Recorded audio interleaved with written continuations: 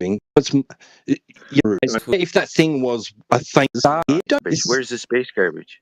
I don't need to speculate. It's at the Lagrange point. It's claimed to be in the second law of thermodynamics violation. It's at the Lagrange point, dude. You know what the Lagrange I don't need to speculate about what's in space. I need to. Oh, it's something else we made up based on something we made up based on something we made up based on something. The conspiracy is so large, your bucket's filling over, dude. I don't need to speculate on things inside a second law of thermodynamics violation. Act like a cat. Just act like a cat. Knock it off the table. That's all you got to do. Angel, why are you so obsessed with the because outer 4 days space? I brought space junk and nobody's opened up one page in my book yet. You haven't opened up one if you page want of my to prove book. the surface is curving or not, we should be able to measure Earth's surface, my friend. You'd like us to open your book about space junk and read a story about unicorns that someone made up. What about space junk, man? The Earth can't be flat. There's junk in space. I'm not giving you the medium of outer space to begin with in order for there to be junk in it. I'm not going there with you. Place. Sorry. Come on, Twadwazzle. There's junk in that place, Twadwazzle. There's junk in Narnia. Yeah. Someone littered the ground in Narnia. And someone keeps throwing their rubbish through the cupboard door and it's ending up in Narnia. It's there. Okay, look, it's 3:16 a.m. I'm gonna go to bed. I got some stuff to think about, but stay away from the cupboard, dude. You'll end up as space junk. Yeah. No, great talk. Honestly, I've never really talked to a real flat earther. Like I've always just seen like the Professor Dave like debunks or whatever. Because it's funny. Yeah. But I've never really talked to a real flat earther, and it's like I can understand the evidence and the facts and like why people believe it. I just personally, it's not a belief. Well, yeah, bro. Just want to clarify. It's not a belief, man. It's an experience. I mean, I'm not saying it's like an incorrect belief. Like beliefs can be correct. It's interesting. I mean, I'm still a globe earther. You seem pretty chill, man. Yeah. You seem pretty chill. Yeah, y'all are nice people. Definitely not as aggressive as I expected. But I'm telling you, like you can go do this yourself, bro. You can do long distance observation, right? Yeah. Just get a couple of your friends. Find your method. They have the mirror flash method, right? But you go to I'm also once. I also want to have a bit more. Like I need to know exactly what could, exactly how the light's going to act, exactly how, if gravity were to exist, how it would bend light. I need to know everything. I can't just look, because you could make up any sort of amount of laws that could explain anything, and if you have enough of them, it's still not going to work. You can't just make up laws to explain random things. There's always going to be a problem. I don't think anybody here make up laws, bro. This is I know. That already exists already. I know. So that's why I want to get just every possible variable. I'm not just going to go to a flat place or two islands and use a little mirror flash, because I need to know. I would need to know exactly. You can rule gravity out, right? You can rule gravity out because not even theoretical physicists or astrophysicists consider the Earth to have large enough a mass to distort space-time significantly enough for it to have a perceivable effect. So you can rule gravity. I'd have to consult the sun. I'll make sure the sun's all right with this. Everything. You're so silly, bro. Yeah, well. It's getting late for you. I know you gotta go, man. You take care, bro. Yeah. But listen, lay off Professor Dave videos, man. That guy, bro. He just released a new one. I'm gonna watch it tomorrow because it's the funniest shit. Hey, we asked him to come to 24/7, our main server, to debate, and with a couple guys over there. That he would never show up over there, bro. But if you can lay the message, tell him to go 24/7. We'll set up a date or something, and tell him tell him he needs to hire more people to write his material to debate flat earthers because he's not a real professor. The romantic tension between the flat Earth community and Professor Davis Wild. Anyway, see ya.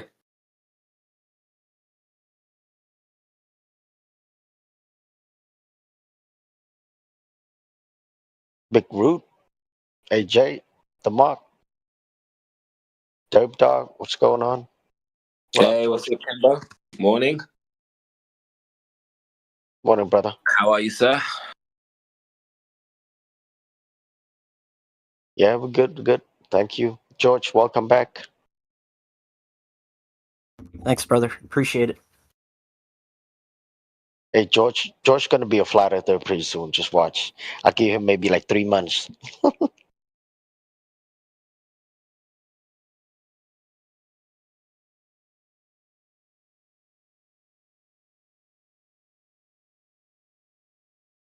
And Kasha's in here too. Kasha, I know you probably at work right now and you can't talk. Just want to say hello, brother.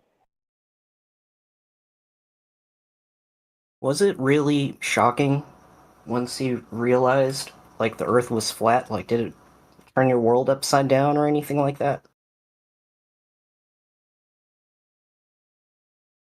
I mean, I got depressed for like a couple of months, but I didn't know that I was depressed after I found out the Earth is flat. Well, first it took me about 2 years to figure that out, to let the ball go. I mean, along the way, I did agree with the flat earthers, but I couldn't let the ball go.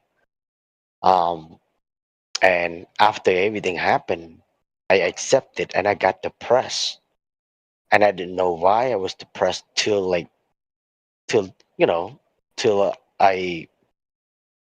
completely just, you know. Have you guys ever seen that science experiment where they demonstrate gravity in like a science lab? Yeah, What? which one? I just posted it in the chat. No, I haven't. I mean, I just want to see. Wouldn't be talking about Cavendish swinging balls. No. Torture bar. Okay. I just want to know, like, how do you? Is he correct when he's talking about gravity this way? Kind of making everything 3-dimensional. Yeah. So, from your understanding, also, what was the gravity in that experiment? Well, it shows how like weight or how much mass can like warp space and space around it. About mass and space. AKA Mass gravity. in outer space? Yeah. Yeah, it's representing outer space. But how can you represent outer space if you do this on Earth? You've seen it, Kemba. They use the big bowling ball, they get the little marble, they pretend that's the fabric of space-time, and then they spin the little marble, they throw the little marble around. Like those charity boxes with the coin, where you put it in and it goes round and round and round and round based on the trajectory.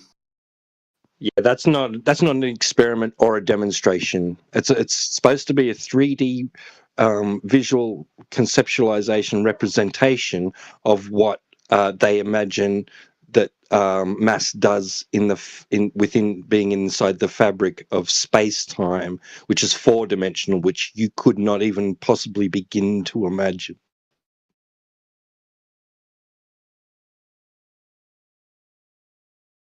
Man. Yeah, I just wanted your opinion on it, or you guys' opinion. Yeah.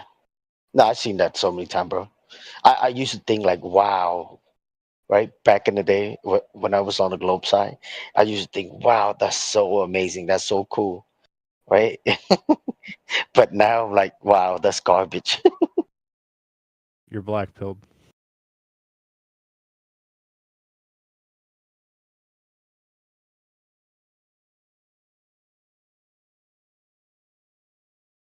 Yeah, like that can't represent.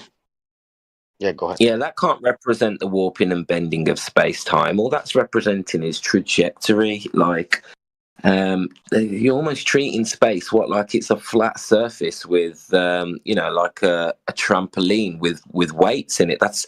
at the end of the day, space is in all directions. So these orbits aren't following the trampoline, you know what I mean, on a surface. Like, we're talking about a 3-dimensional, all directions these movements are happening. So that's not a representation of the warping and bending of space-time. In my opinion, you can't warp and bend two concepts. The idea of warping space and time is like the idea of warping length and breadth. This is just a ridiculous idea that can never be made sense of. Or what about freedom or love? Yeah. Right, yeah. It's the warping and bending of freedom why we're in tyranny.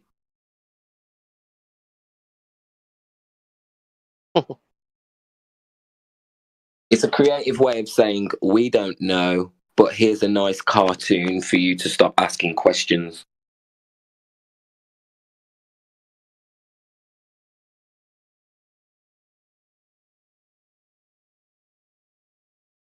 They literally make this shit up, man. You can't warp and bend two concepts, so you'll never be able to prove gravity. So it will be an endless paradox, and they'll still be arguing about this in 100 years. That's what's clever about these learning against learning arguments. There is no end, there is no way to prove them. So it's just belief.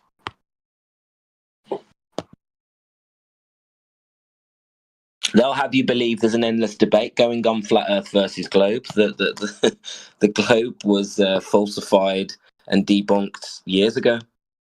It's not a debate anymore. It's kind of over. That's why flat earthers say we don't believe it's flat. We know, because the argument's over. Yeah. You ever see the interview with Neil deGrasse Tyson and Joe Rogan? Yeah, I've seen it. And like, he keeps asking about gravity, and like Neil deGrasse Tyson freaks out because like they know what gravity does, or like how to move things around in space, but they don't know what gravity is made out of.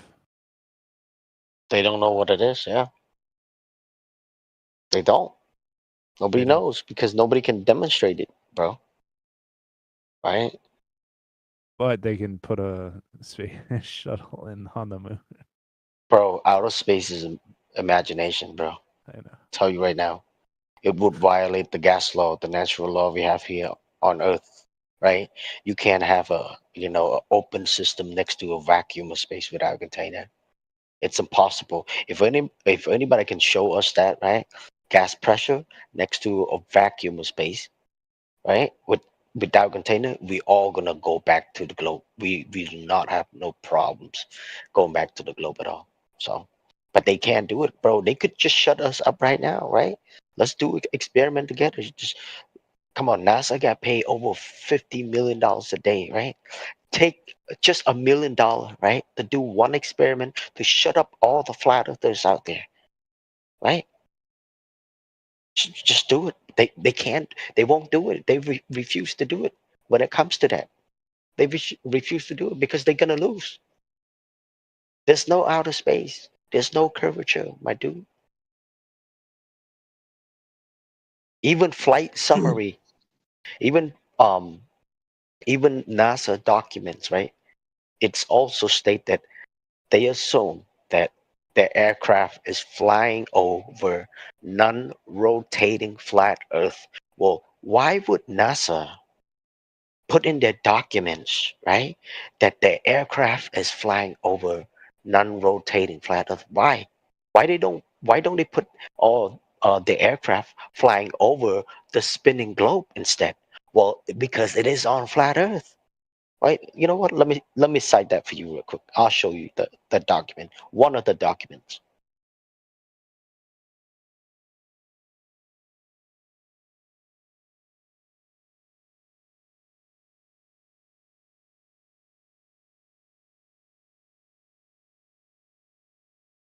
Yeah, it's ironic that people come in here like with their best proof is like images from space, so called, and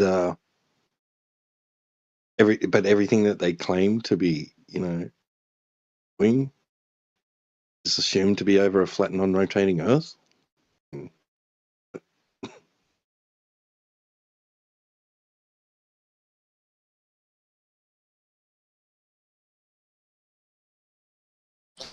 Yeah, Earth is always treated as flat and non-rotating, but not just that. The atmosphere is treated as non-rotating as well.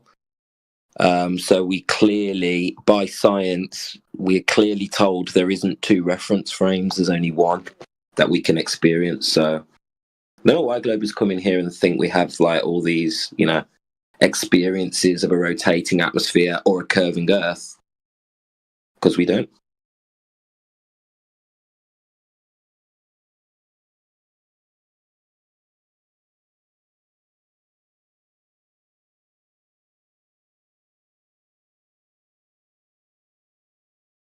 What would change your mind back to being a glober? Primary evidence instead of secondary evidence.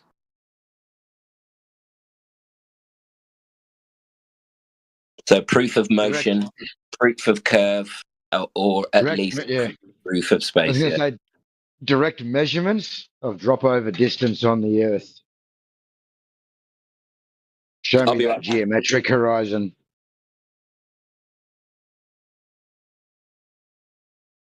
Show me where the tangent point is on the surface of a body of liquid at rest, contained body of liquid at rest. Where's the tangent point? I'll have to see that.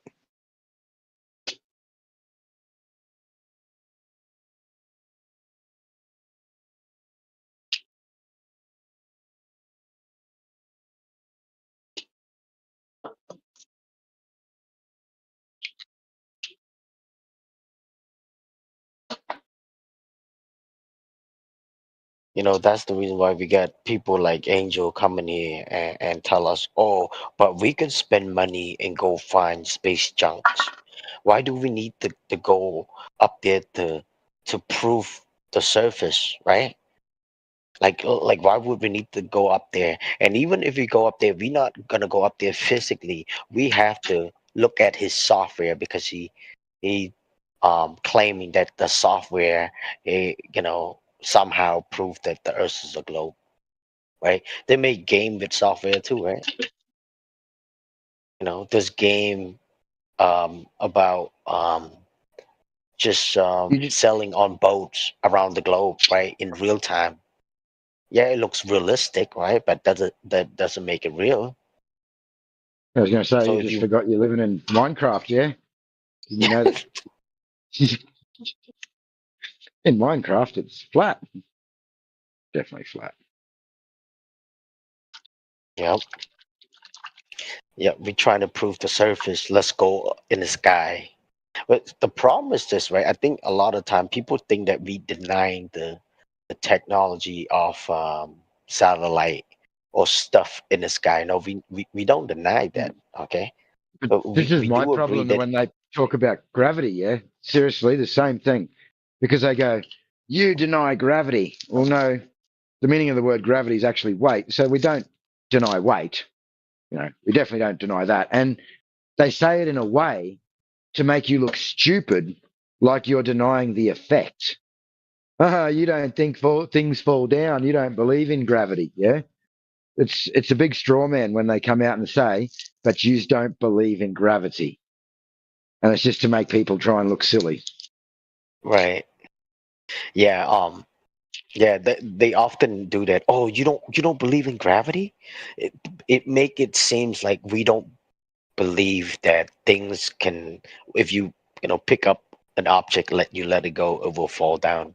And that's what they implying, but that's the reason why we have to break it down, right? We have to go to the details, what they mean by that, or which gravity they're talking about, Newtonian, Einsteinian, So, but yeah, again, going back to the satellite and the so-called outer space, right? We don't deny the technology. We just disagree that they not in outer space. Yeah, sure. We have like drones, airplane, jets, aircraft, satellite on balloons. Yeah, they up there, right? But they're not in outer space. That's where we disagree on, in the vacuum of space, because again, the vacuum of space cannot exist next to an open system. Period. If anybody can demonstrate that, yeah, sure, we'll go back to the globe. I like Demok's challenge, right? His balloon race, right?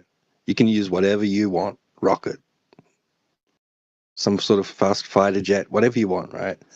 Fastest thing you can think of that you can get your hands on, right? He's going to send his balloon straight up, right? And you're going to send yours horizontally, your device horizontally, and see who can reach a certain altitude the fastest. I love it. You know what? I like that. Oh my god. Yeah. I mean, but let's say if you fly, let's say 500 feet, right, above the surface, right? Well, if you just go about an hour, 2 hours, if you don't if you don't dip the nose down of the airplane, right, it will fly into outer space. That's just 500, elevation, 500 feet elevation. But if you let the balloon go, it just keep going up, right? And let's say half an hour, I bet you the balloon will go all way higher, and the 500 feet above the ground always going to be 500 feet. It's not going to change, because if you change just a little bit the artificial horizon, right, the gyroscope will tell you you're in balance. So yeah, the Mach, he's very clever on that part.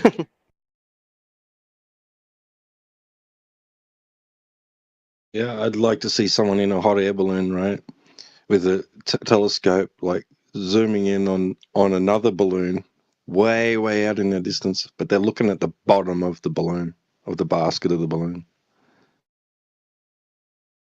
They're seeing the balloon in the other balloon at a tilt, at an angle, you know.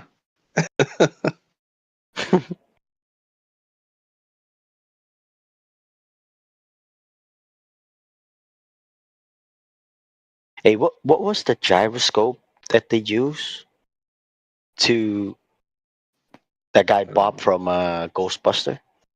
What like I've heard people say it was a ring laser gyroscope, but then some people correct, that and say no, it was an optical fiber telescope. Gyroscope, an optical fiber optics. Yeah. Fiber optic. Yeah. So, but they also claim that somehow that prove Earth rotation, right? Yeah, they interpret the results as it being, that the ground moved. Yeah, well, how do they know the sky is not moving?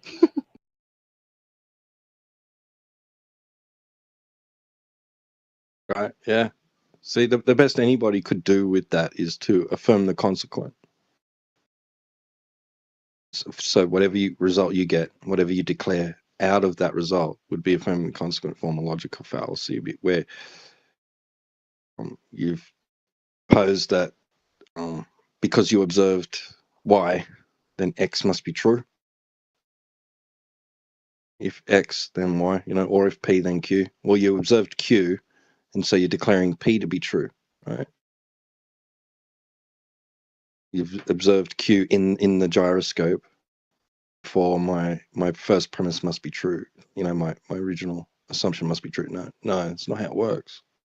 You got to do something in order to establish that it was definitely what you're saying was the cause of that was definitely what it was. But it's not a naturally observed phenomenon to begin with anyway, so it doesn't really fall under the purview of natural science, because what are you observing process in nature? Right. What is your gyroscope representing in nature that you observed occurring? Right. You built a man-made device, and this is the only thing in which that can be observed.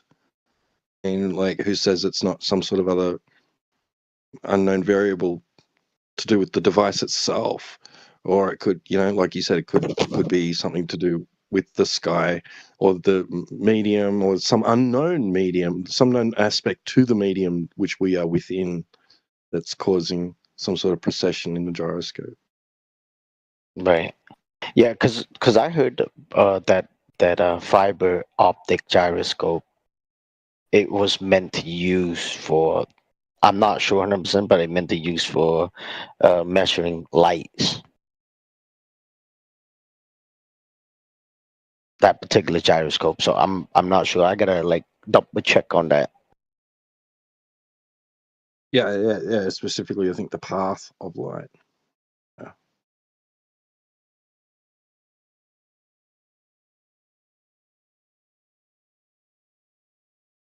So now going back, so yeah, nobody ever, yeah, basically nobody measured the Earth rotation yet.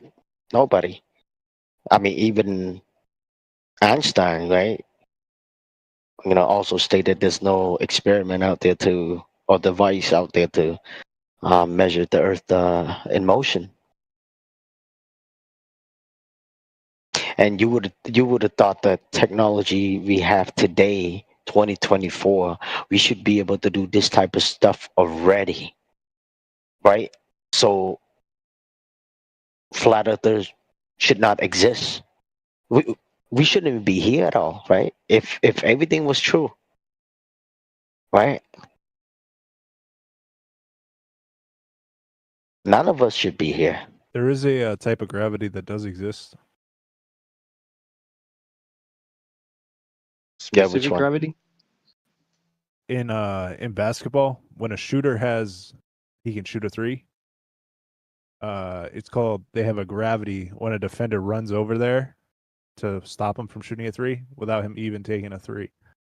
And it opens up a guy for the lane. Called the shooter's gravity. Okay, cool. Yeah. All right, glad we could agree on what gravity is. Yeah, sure. It's a basketball term. I mean, just like Big Root said earlier, right? Of course, things fall down, or people call gravity. Yeah, sure. We see the same thing. We'll just call that a little g. Yeah. But it's not mass attract mass. Right? It's not the bending, warping of space time. Because think about it, right? I mean, just like that dude Ham earlier was talking about, right? Basically, yet the globe has the gravity. What does flat Earth have? We don't need gravity. We just take gravity away. We don't need gravity right now because nobody can demonstrate what gravity is, right? Even the top physicists, they don't even know what gravity is.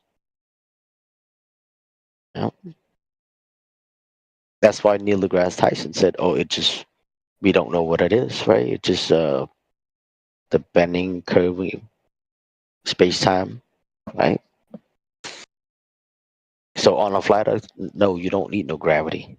Forget about gravity.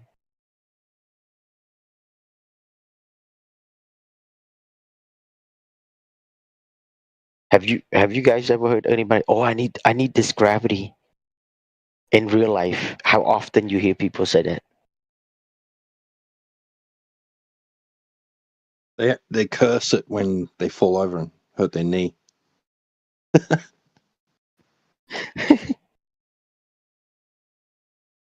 Damn me being more dense than air. Right.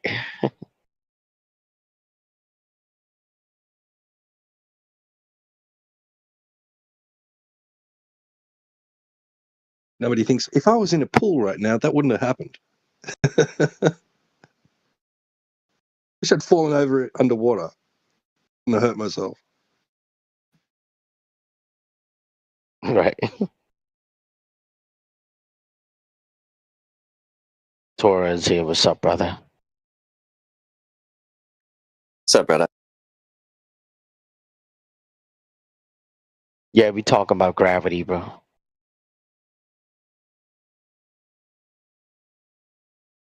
Oh, you getting serious, huh? What's the gravity of this situation?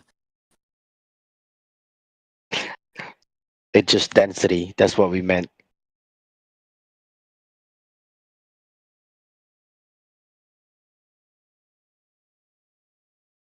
People say, I can prove gravity, just drop a pencil. Okay. How does that show that you live on a spinning ball? Please tell.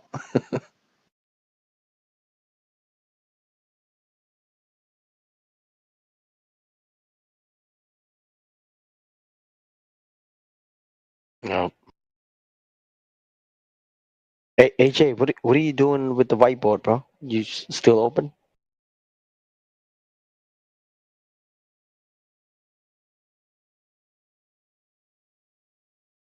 He's probably away right now. AFK.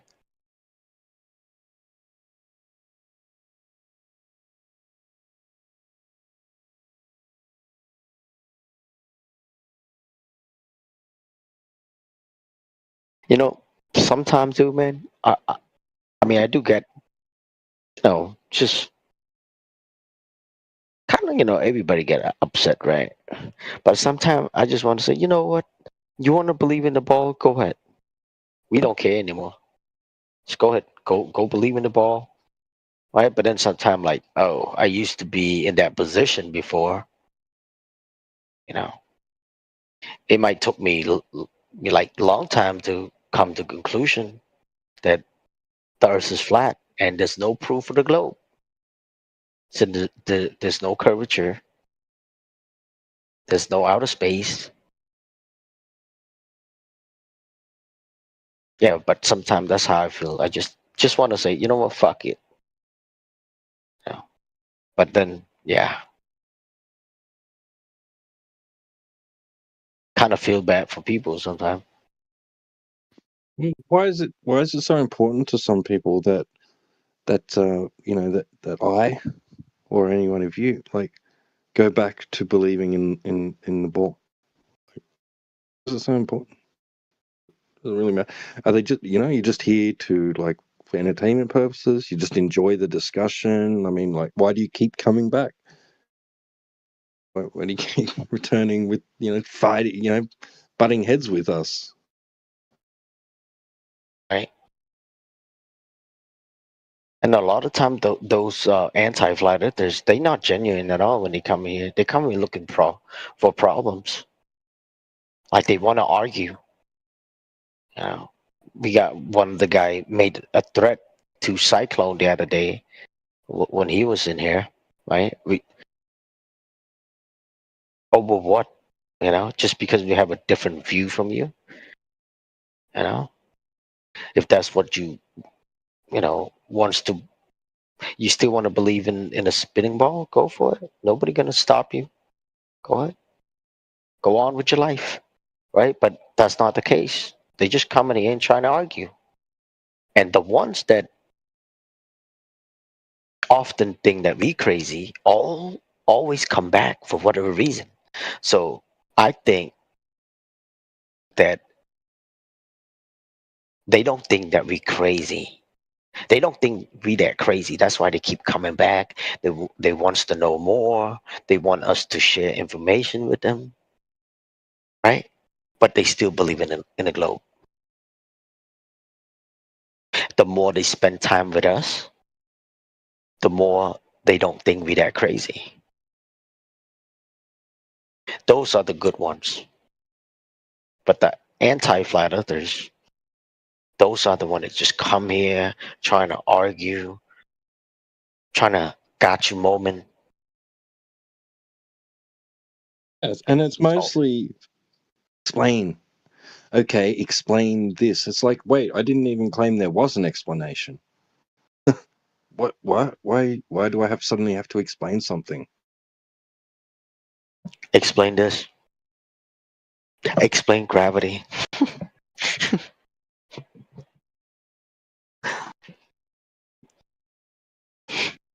I mean, I'm sorry that the surface of liquid at rest isn't measuring to be curved. I really am, but it doesn't mean I now have to suddenly provide you alternatives, explanations to all the reason, to the reasons what you've been given all your life about things that are happening in the sky or seasons or whatever. Like, I didn't need to.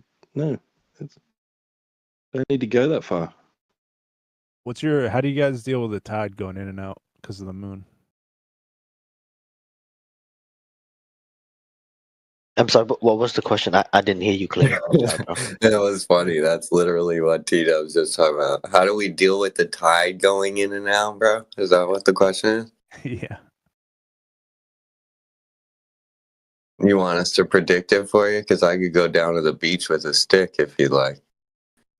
No, I mean it's obviously occurring, and it's a mass body orbiting the planet, pulling the water towards one end of the planet. You have evidence of that? I mean, it's obvious what it's doing. It's like fire burning you. Okay, so then a full moon at zenith would be associated with high tide, or what are you getting at here?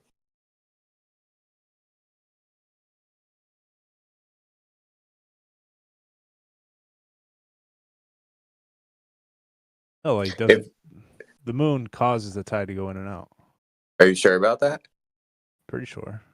I know that's what the story you get, but if you're saying there's a massive bulge of water being pulled up by the moon, right? Wouldn't we have a uniform tide, like, say, across the east coast of the United States? Could be wrong. Yeah.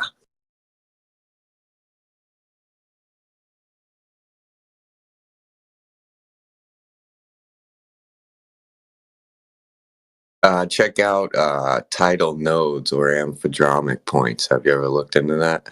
Yeah, no. Okay. Seems there's places in the ocean in the world that they don't experience tides. I guess that would make sense because it's not like affecting everything the same. The moon? Yeah.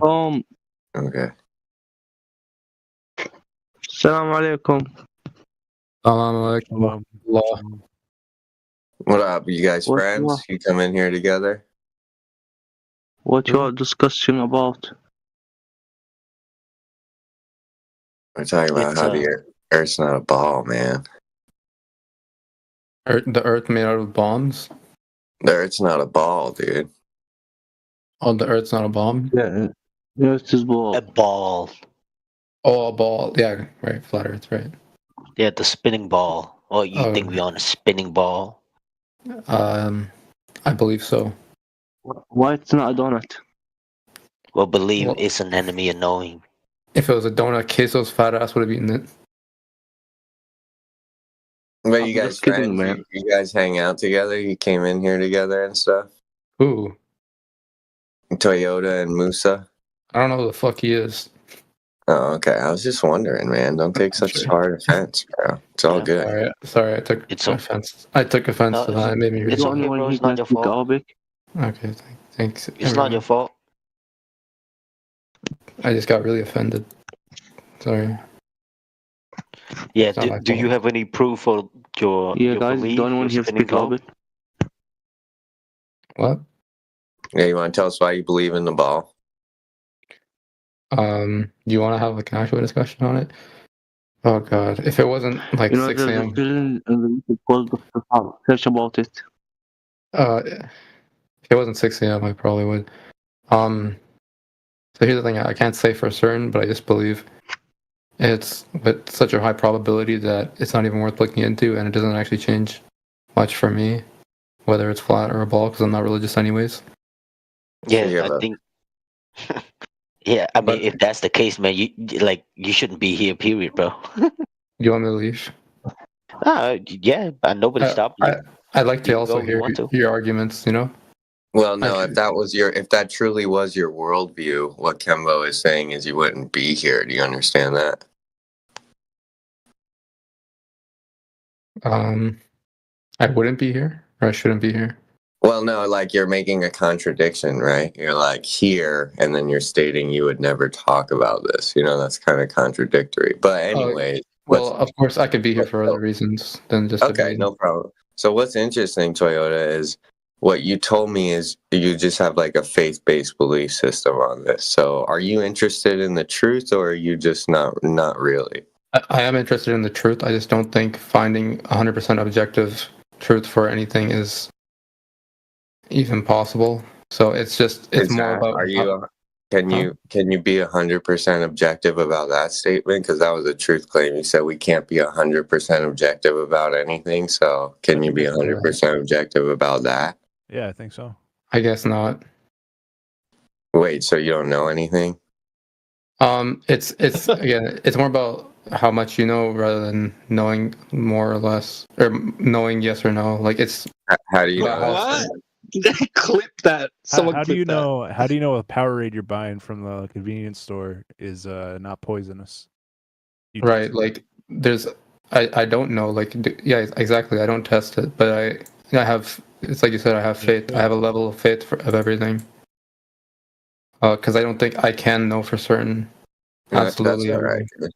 That's okay, man. That's where you end up. It seems like when you have this, lifestyle that you need third parties to make your interpretation about the world around you. That it does seem you end up in a faith-based belief system. I don't allow and nihilistic typically as well. I don't allow any third parties to make those choices for me. I'm just undecided on whether I'm completely sure about the choices. I have to make those choices. You don't know anything. Yeah, we got it, dude. You don't know anything. You can't make any decisions. You can't know things, and then you want to come in here and assert truth claims is very strange. It's not that I don't know anything. That's why I said I think that you can't say. I'm not saying that is how it works. I'm just saying that I go with whatever I think has the highest probability, if that makes sense. Yeah, how do you know that? I don't think it's 100% probability. How do you know that? How can you be sure something's probable?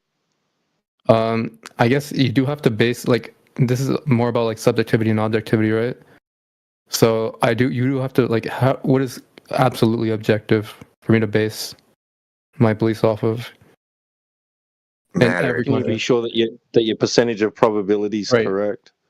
So I understand things like information and matter, but trying to bring things like, oh, I know like information exists, matter exists, to the point of like, oh, how do I know my Powerade isn't poisoned? There's a lot of processing to do in between that. And me as a human being, I can't go from, the basis of the universe to things like Powerade. It's just too much for me to really fathom. And so you're soon going to find out if your Powerade's poisoned. I'm telling you. Okay, don't worry about it. Huh? No, so it's exactly that. I have to put faith in that the Powerade isn't poison because I can't do all that processing and actually figuring out if I'm in a simulation or whatever else possibilities there are. I have to just go with whatever is most probable. We got it. You can't know things, and now you're telling us how much you can't know because you don't know anything. It doesn't make any sense, dude. Why? How could you know how much you can't know? No, he's saying you have a certain amount of faith for certain things. Right. Okay, I understand that. So you have a faith, like you are saying knowledge does not exist in the world because you can't know things. I get it, dude. I'm saying that I don't have complete knowledge of everything, so I have to fill in the gap. Nobody would ever claim they have complete knowledge of everything, okay? All I'm trying to ask you is if you can know things, dude. Yeah, like to an extent. I do think like I said. Okay, is something either true or not? What do you mean? Okay, oh yeah, that's exactly something that you can know. It's either true or not, correct? No, that's exactly what I'm trying to tell you. Is that okay? How is that not? How is that not a true dichotomy? Exactly. I don't think in binary. I think in more of a spectrum. No, I gave you a true dichotomy there. Okay. So something true or not? Yes. Is it true or not? Is what true or not? A statement of truth. Can it be true and false at the same time, or is it true or not? I don't think. I mean, those aren't the statements that I'm trying to make.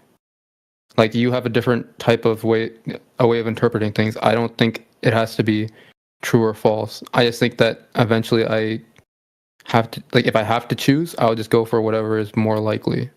But I don't think I can say 100% true. Huh? Can you be certain what's more likely? How do you determine what's more likely if you can't be certain? Yeah, that's the thing. Like there is a level of faith to it. And Occam Razor plays it into an effect. Right.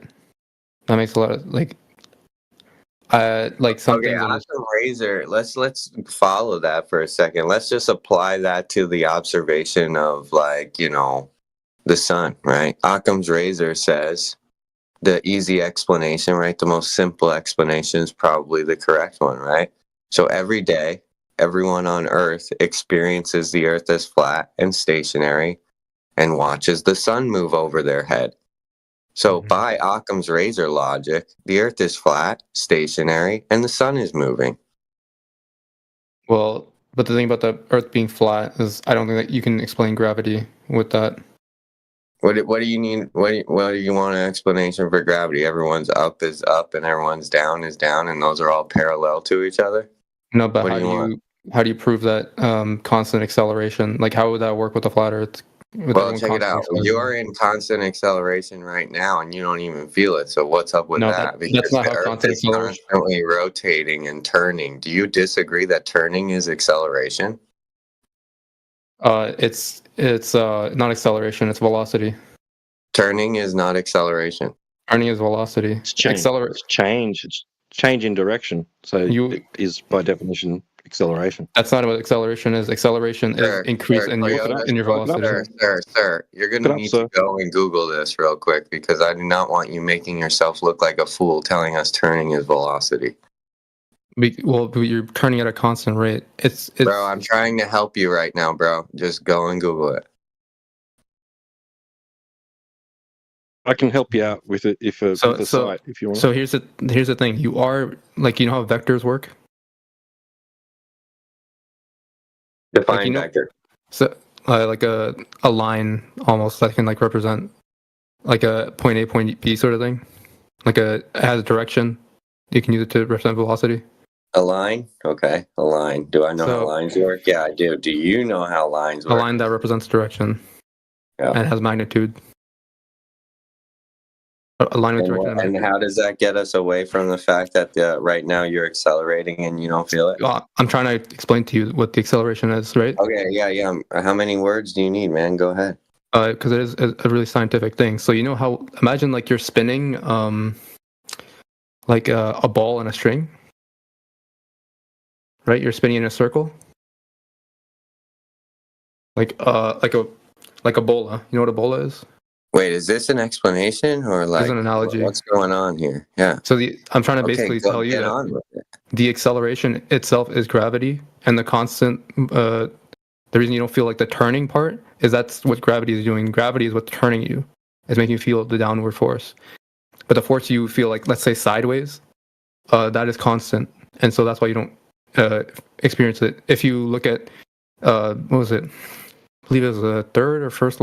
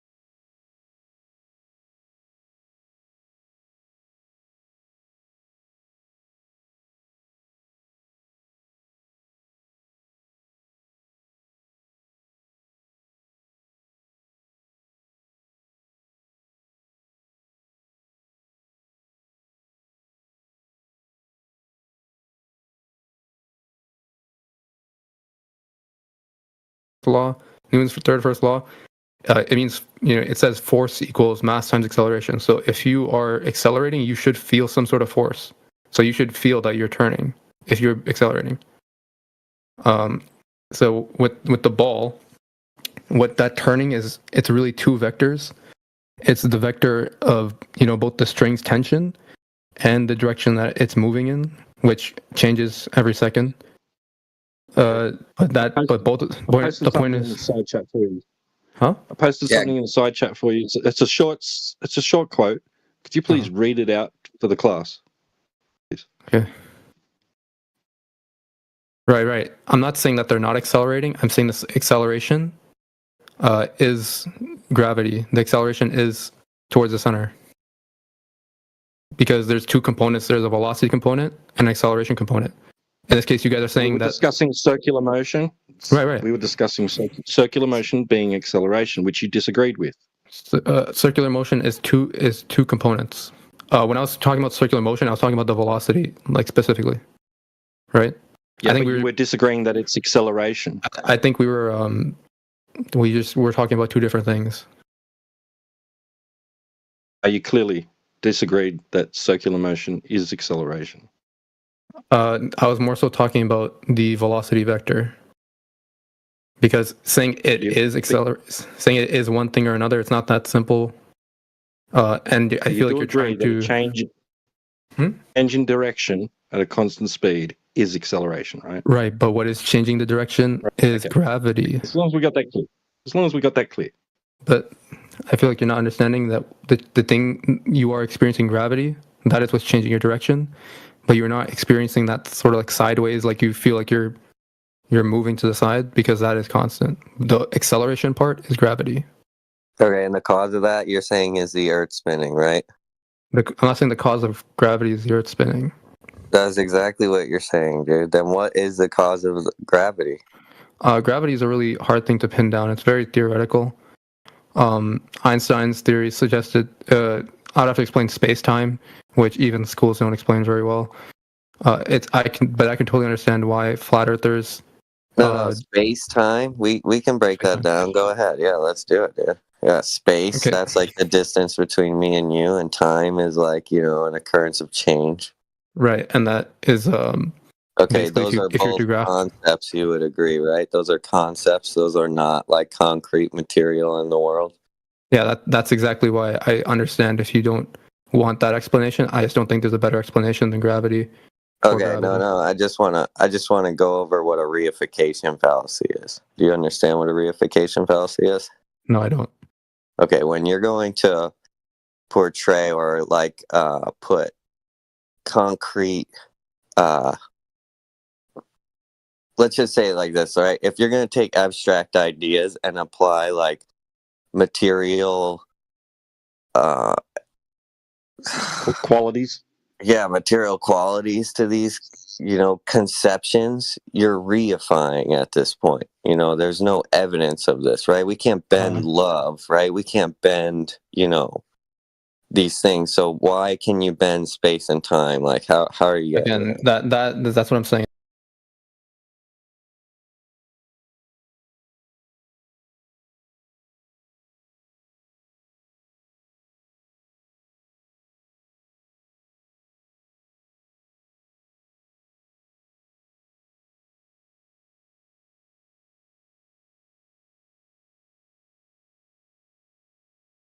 I get it, but the reality it's not is propaganda though, and we do have evidence.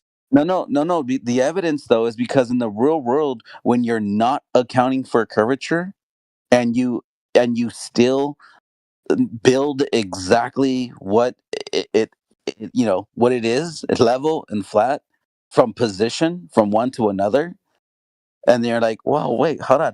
How did we build 3 miles and not have any curvature, or 2.25 mile and not have any curvature anywhere?" Well, I guess that guy goes back to what Sporadic was talking about earlier. Well, technically, there's the tolerance. Because the distance is too short at that point to even account for curvature. I don't really get that example.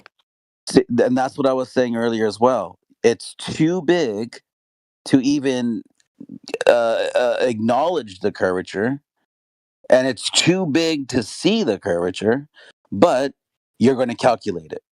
You calculate something that you can't see and you don't even have to account for, but yet you still want to utilize this math that does nothing for you. Right, that's why I said it's more of a philosophical exercise when you move into spherical geometry, because practically speaking, everything, all the sciences, all the work that we've done, the body of understanding of the nature of the world, is all built on Euclidean geometry. Now, when it comes to vision and perspective, that's different. You know, we can prove that we don't see in Euclidean sense, but when it comes to measurement, everything is built on what we understand in nature. So that's why I said it's philosophical, and that's what APOC's saying. This is not what we observe in nature. All right, whatever. It's just a little bit of insight into how we've come to these conclusions, where all of our conclusions are built on the natural world. I understand. I hear you, but I don't think it's philosophical. I think you're just misunderstanding what I'm trying to say, but it's fine. I'm gonna disengage now. I'm really not, but fair enough. Well, it was a good conversation nonetheless, and I appreciate that you got to talk. Yeah, B, that was a great turnaround, by the way. It's not very often, we end up with a good conversation after the beginning of that. So hats off to you. I think everybody got something out of that one. Sure. I will say this room is like unnecessarily hostile and a little sexist, and I don't mind like having conversations with people with different views, but I don't think you can call us sexist. I'm not calling you sexist, but some of these comments are like pretty unnecessary in your chat. And I will say, like, with all due respect, you tend to be a bit biased towards who you mute and moderate, like in this room. Like, it seems like anyone who goes against the grain and you perceive to be rude, you mute, but when it's people from your own side, you don't do the same. That's all. But no, I think I need to defend myself here, because nobody was calling you names like you were calling us names. Read your chat. Nobody was being rude to you. Plenty of people were. They were rude first. No, but the people who spoke to you on the VC, for example, when Indio spoke, he brought up a very valid point, which is the crux of the argument, which we've now sort of hashed out with the geometry explanation. Sure, but it wasn't presented in good faith, and when you're just being like, "Oh, woman moment," oh, not you specifically, but some of these people in here who just want to make it like a sex thing, like, I don't know. Like, well, it's I don't speak for everybody in here, and I can only moderate. So you should pay attention to that. I'm not the only moderator, but I can only moderate the VC conversations. And if there's more than one moderator, then I guess you guys should take care of that. But But listen, the point is nobody was rude to you, apart from the fact that objectively false. The point was made. No, the point was made in a quite a direct way. But I actually saw the value in that massively, because it was the crux of the argument. The tool that you brought up, there was a big discrepancy between what you were saying and in reality what we would expect.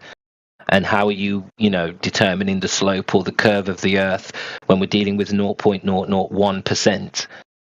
And that's a great question. So I think that wasn't hitting home, and I thought that was really important. No, it wasn't hitting home because it was kind of irrelevant to what I was saying, because I wasn't talking about measuring in degrees. I was talking about measuring a tree, which is on a slope, on a curved angle, curvature, whatever the fuck you want to call it.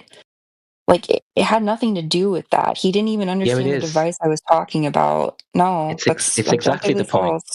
It's exactly the point. Really because not. How are you able to measure?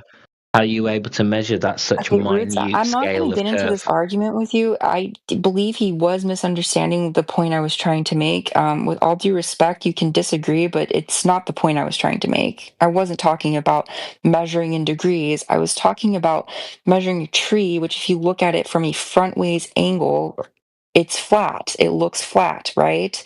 But you're not measuring it from a flat surface. It has nothing to do with degrees. It was having to do with I posted for you the elevation profile with the mountains. Imagine there are you're trees posting a lot of charts, but it doesn't. Yeah, like, I you're not posted the providing elevation profile. explanations. I posted for you elevation profile of the Scotland, how they are making the bike race. And there are mountains. You can put now trees on that mountains. And look at this is elevation profile. It's telling you that where you will pass. Look at the base of the Right, but no elevation is fully flat, though. I mean, you're posting that as if the Earth underneath is like completely a straight angle, a straight That line. elevation It's changed not. due to what? Elevation changed due to what? Yo, why you yelling, bro? Just Chill out. It's all right. I know. It's honestly, a like, flat he's Earth. pretty chill. The ones that are not chill are the ones who are. I will ask you a question. My voice is raised. Okay. So Is I'm it the one whining. I'm the one having Is the it woman moment. rude to ask ironic. about elevation profile? Is it that rude to ask about elevation profile? What are Is you it rude? talking about? I never said that's About elevation? Do you rude. know what is elevation profile? Okay, I'm not talking about that though. That's the problem. Is you're just going off on a tangent. Trees. Are you speaking about trees? Yeah, I was speaking about measuring a tree. Yes, I'm not talking about elevation profile. Where we find the tree? Is it tree in the room or on some mountain outside in where is the ground? Yeah, no, exactly. Exactly. That means that tree it's on some elevation profile. Is that correct? Sure, but the chart you're posting of elevation profile postulates that mountains and terrain let's are put your on a tree perfectly on flat line, which is not true. Can you tell me where is that tree? Put any location what you want on the earth. Tell me this tree is Holland, this tree in I don't USA. even really fully comprehend what you're asking, to be honest with you. But what do we want with that argument about measuring the tree to find out how the surface look like? What? Okay, with that example of the measuring the tree, that equipment, that machine, what is doing, what you want to find out with that? That what surface is doing or what?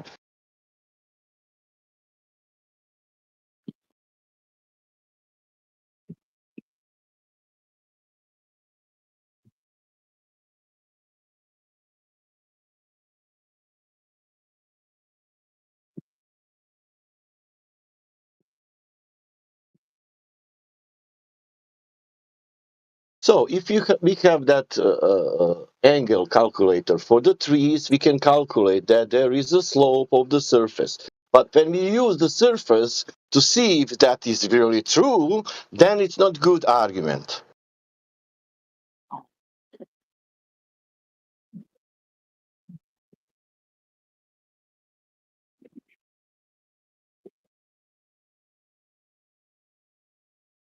I mean, I kind of get what she's saying in the sense of using the kilometer. Is that what you said? I think that's what she said it. I've used the I still can't even say that one. Inclometer, whatever it's called, inclometer. I've only used it a couple times though. Back when I used to install satellite dishes, we had to use it a couple times, but it was you have to get the right degree, depending on the Intelsat, they give you the exact degree from your elevation. So you would pull that out and you would point it, and that's just to get a ballpark, and then you kind of fine tune it from there to, lock in on the bird. But when you're using that, again, it's just you're creating an angle from two straight positions, two straight lines. It's not curving away from you. But I don't know. I was going to tell her that earlier, but it was It's a bad example. It's a bad example because what Sasha's bringing up is we have topography. So it's a bad example. Often what you're doing is probably just measuring. You might be measuring from two straight lines, but it's not like a perfectly straight angle though. Like that's the point. Like it's not perfectly straight. No, I get, but that's why it's important that you know your elevation. Because when you know your elevation, then you'll know what degree you have to be at. But I'm working it backwards though. The way you're talking about it, you're trying to get the height of the tree. I'm coming from a position of like where like there's a position of something in the sky, and then depending on where you are on the floor, like if you're in the high desert, you're obviously going to have a different angle than when you're in the basin of LA. So you do have to like know your elevation. So, and I get what you're saying though, because like in any park, I don't think there's no perfectly flat grounds. I get that. So if you're measuring it, but I was just arguing that, well, that's not, if there's any tilt or whatever, like what India was saying, you can't see 1 degree tilt for 69 miles away anyway. So if you see any tilt, most likely that's what I was going to ask you. How far are you away from this tree that you're measuring? One, you have to know that. You have to know the distance. That's how you're going to derive it and use the trigonometry to come up with that height, as you're going to take that angle to it, and then you're going to multiply your height. All that stuff comes into play.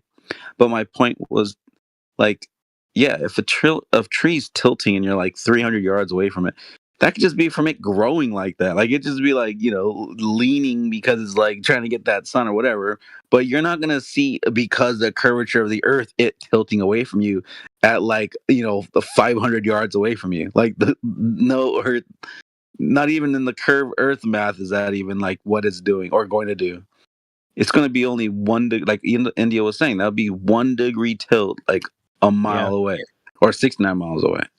That was the point, yeah. So I don't know. I just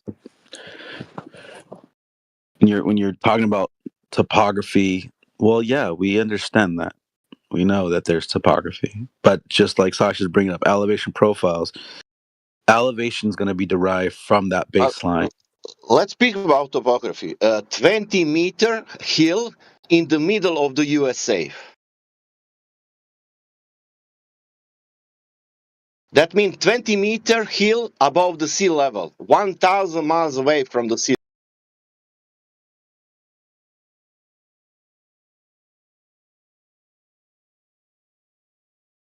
It's really theoretical. I totally understand. Like a reification fallacy is a problem. It's not logically following. That's what I'm saying. It's like how you say it's abstract. I'm just using the word theoretical, but I agree that it's like not. Wait, what do you think abstract is? You think that's theoretical? So you think the mind is theoretical? Parts of it. Really? Abstract is more like it doesn't have like a concrete presence in the physical world, right? It's more like, like your mind. Like it's in reality, but it's not like you can point to your mind and be like, here it is, it's right here. You know what I'm saying? You can't weigh the mind. It doesn't have like physical properties like most of, physical nature that we have. Right, and I feel like if you're theorizing about something, it also doesn't necessarily they have a lot of correlation, abstract and theoretical, but I don't think the wording matters. I'm just saying that I understand why you wouldn't agree with gravity. I just haven't heard a better explanation for it than why constant acceleration makes sense, because gravity, again, the whole concept of bending space-time is strange, but everything else lines up. What's up? So, the iconic photo or photos we have of other galaxies? Sure. Like the iconic swirl shape? Mm-hmm.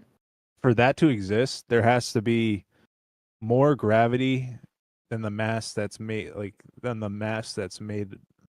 made out of. There needs to be more gravity. That's called dark energy and dark matter. Dark matter is the gravity that's missing that has to be there for them to keep that shape. So yeah, mathematical placeholder that we can't even verify or prove to exist, except because we have this story. It has to, because look at this swirly galaxy.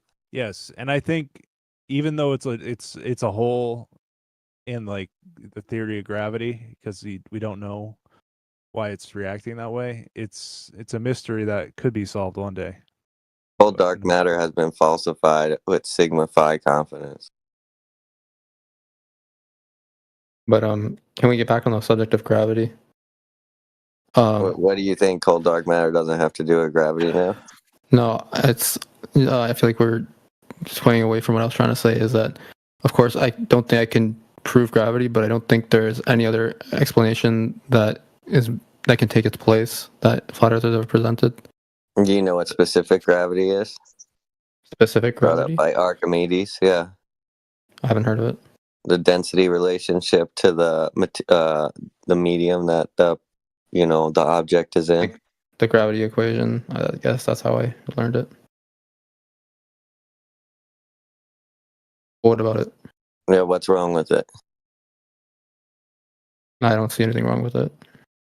Okay, so specific gravity, the density medium, or the density relationship with the object within a medium is fine. That works out good. That's not exclusive to a sphere.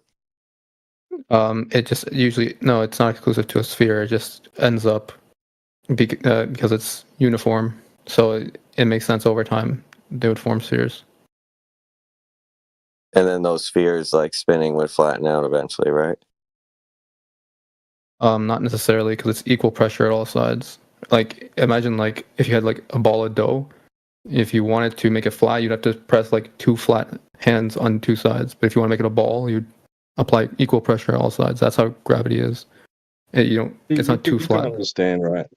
Basically, what you've just said to us, right, is that despite my everyday natural experience of the Earth being a motionless plane, and despite the numerous measurements, long distance and across water and the surface of liquid at rest, indicating that my everyday natural experience is true, I have this idea that I can't prove, which tells me that Earth is a ball, right?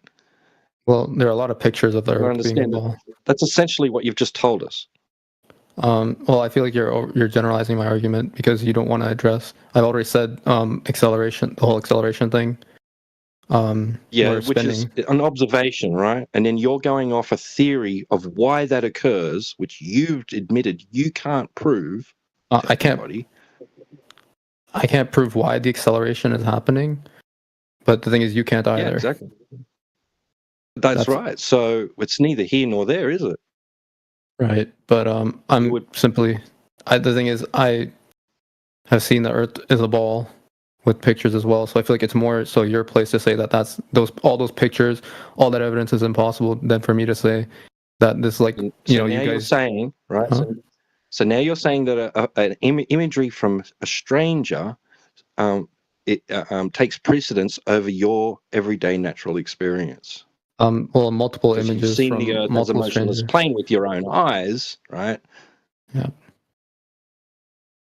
I've also seen the horizon. Like, I've been to the ocean. It's flat. No, I've seen. You mean the horizontal horizon? No, I've seen. You can't call it a horizon. You can't call it a horizon if you think it's curving. The word horizontal is derived from the word horizon. Okay. Well, I'm assuming you know what I mean. Like, I see the Earth taper off. I see it curve. I see it dip down. So the horizon's geometric, is what you're saying. That's the actual curve of the Earth. When you go to the beach and you look out in the distance, where the sky appears to meet the water is the edge of the Earth, according to you. No, I'm saying the Earth is curving there. The Earth's curving there, correct? Yes. So that would be in the same spot every single day, correct? Not necessarily. Oh, okay. Sea levels can rise, fall. Sea levels rise and fall, so it changes the place that the curve of the Earth is? It will change the exact position of the water that would represent that curve. Like, I'm not saying mountains aren't a thing because the Earth has a curvature. Okay, but what you're saying is when we're looking out from the beach at the, horizon point, that's a physical place on the Earth, that we could go ahead and stake a flag in there and go, this is where, if we stand at that beach, this is where the Earth starts curving, and it'll be right here every single day. Yes, but the curve it's a macro curve. I'm not saying it's not that the curve happens all at once. It happens over a large distance. Okay, so like if I'm like a 5 foot high observer, how far out until that starts to curve?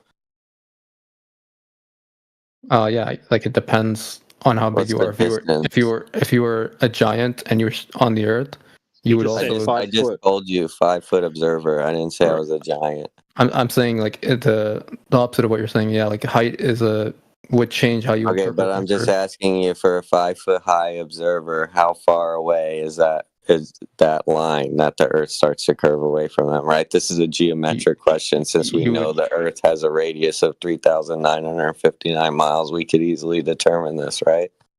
Well, you would notice it less if you're shorter. Asking you what the distance.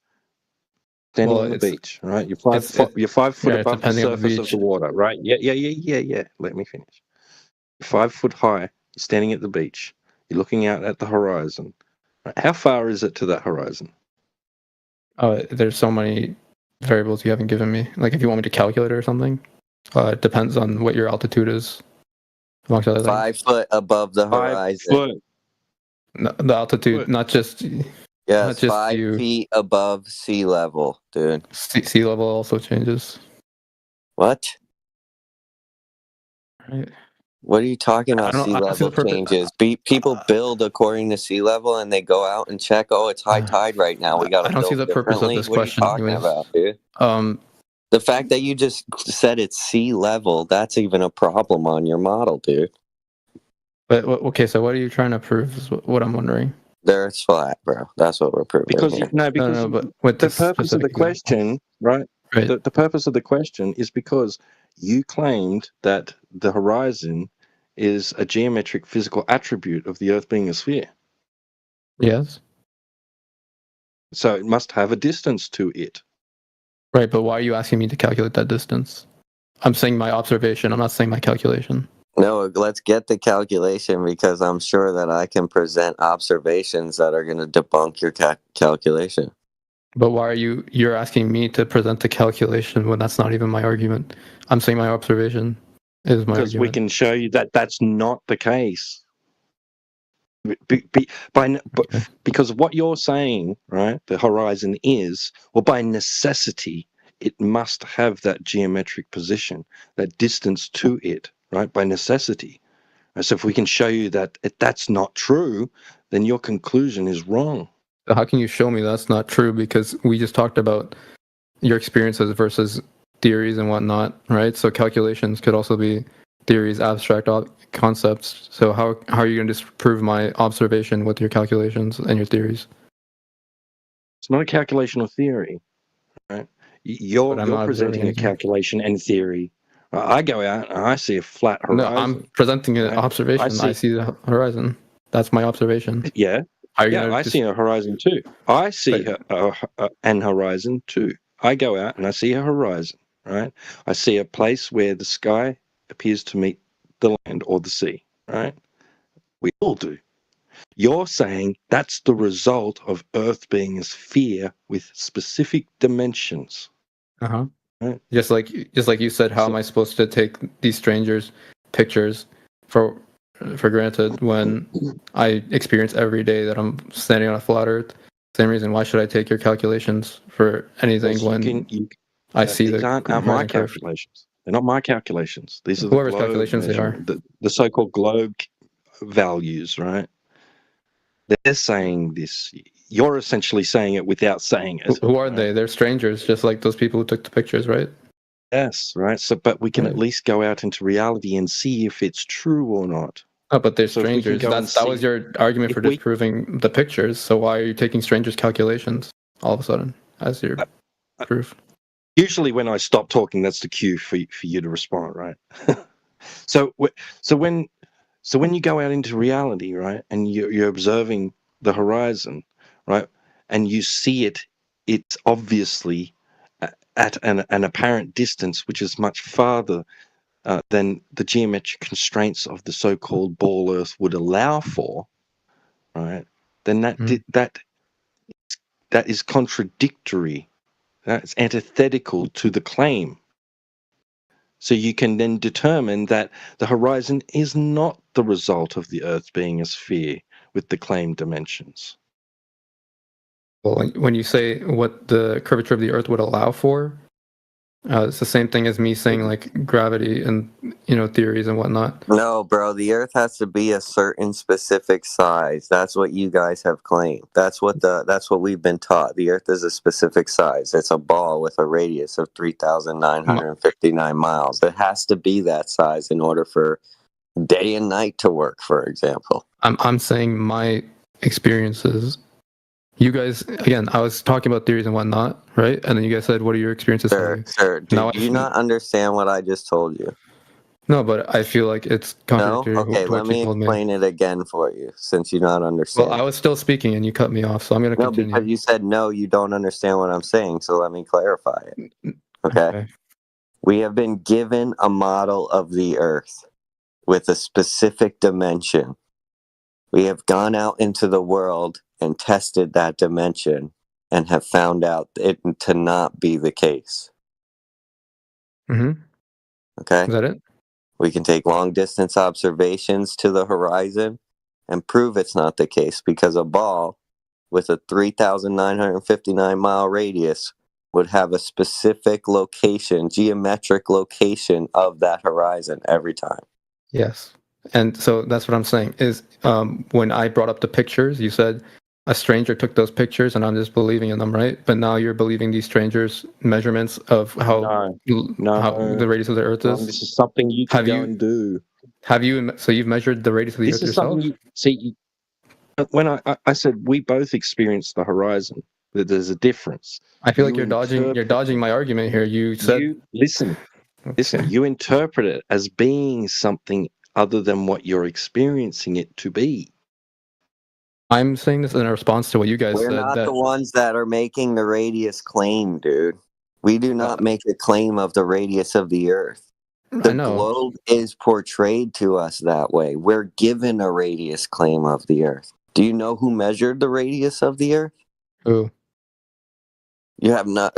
Do you know the size of the Earth? No, I don't. I'm not using any of those in my arguments, so I don't know why you're expecting me to know any of that. I wasn't saying any of that. You don't think it's important to know the dimensions of the size of the Earth that you're defending? I would have, but again, you guys seemed like you didn't want to talk about gravity and theoretical concepts and abstract stuff that we don't actually observe. So that would just be a theoretical idea, just the circumference of a sphere, Earth. It wouldn't be, in physical nature. We would never find that.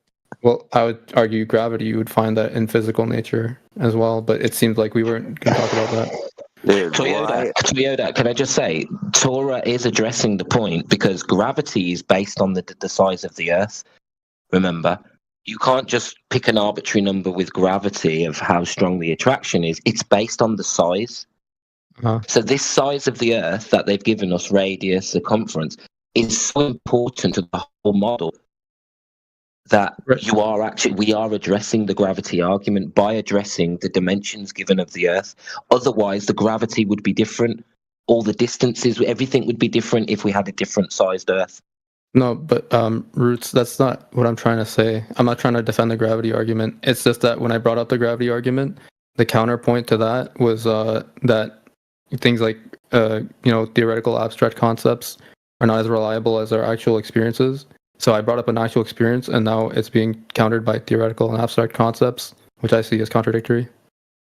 Well, we can't test gravity, can we? And gravity is supposed to be based on the size of the Earth. So the direct root of gravity is the size. It's the measurements, supposed measurements. Otherwise, the gravity wouldn't be the same as it's claimed. It's all based on the size. This is the root cause of gravity. The size of the Earth is the root cause of gravity. So who determined the size of the Earth is the question in order to make the gravity claims.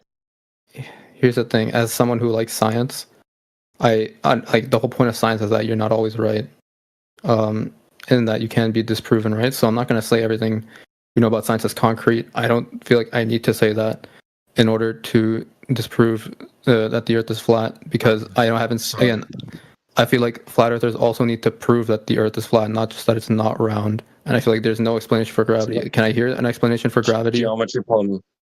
Not something. It's not a question for science. But by the way, in science, that's exactly what you do. You prove yourself wrong or right. In the one experiment, you're either going to get one of two outcomes: you're right or you're wrong. I know on our side, we can say your circumference is an abstract idea. I've never heard someone that believes in the sphere Earth, that think they live on a physical sphere, consider the circumference of that sphere an abstract idea. Can you expand on that for me? When I say abstract, okay, when I mean like the measurements themselves, I'm more talking about how you guys said the pictures aren't reliable because strangers took them. So I think those measurements aren't reliable because you should say the same thing about those measurements because you didn't take them yourself. You're missing it, dude. Those measurements are necessary in order for gravity to work the way that it does, in order for day and night to work the way that it does, in order to send a rocket to space.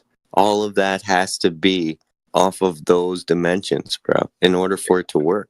I get what you're saying now. So you're talking about more about the specific scalars of gravity, but not the actual idea of gravity in its existence itself. Sure, gravity could be stronger or weaker depending on those measurements, but its existence, all I'm arguing is the existence of it. Not that I can calculate it perfectly, even though that's how all of our structures and everything don't collapse, is because we can calculate gravity perfectly. But that's not even the claim I'm making.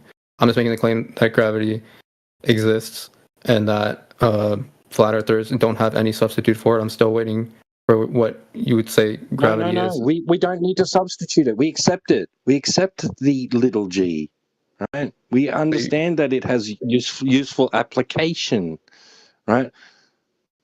Right, but we're not. That's not in contention. Yeah, literally at 45 after the last hour, I posted a whole kinematic equation to solve for downward acceleration that doesn't require a ball earth. Where did you post that? In the side chat. Side chat, like the VC chat? Like, you remember how you read that object moving in a circle is accelerating in that chat? Yeah, the VC. Okay. When did you post it? At 45 after the last hour. Okay, I missed it then.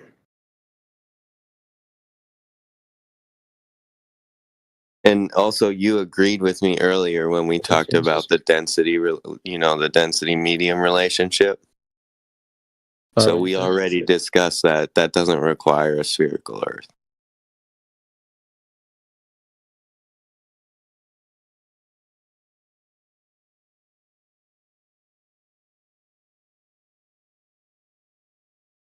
All right, I'm just looking at. But I don't understand why, you already ran away from the gravity thing because you said you went out to the beach and looked at the horizon and you said that's the leading edge of your sphere, or that's where the curve begins. So I'm trying to ask you, how do you know that? How did you measure that? What are you talking about? I want to understand why you think that. Who told you that? I'm saying that's just my experience and that's what I see. Okay, what's the evidence for that? What experience? So you see where the ground apparently meets the sky and you go, that's because I'm on a ball. I was only saying that in response to you because I believe one of you brought up that I was going to let imagery from strangers disprove my what I actually experience. It's not your experience. It's not my experience looking over the horizon? No, what is it? It's not.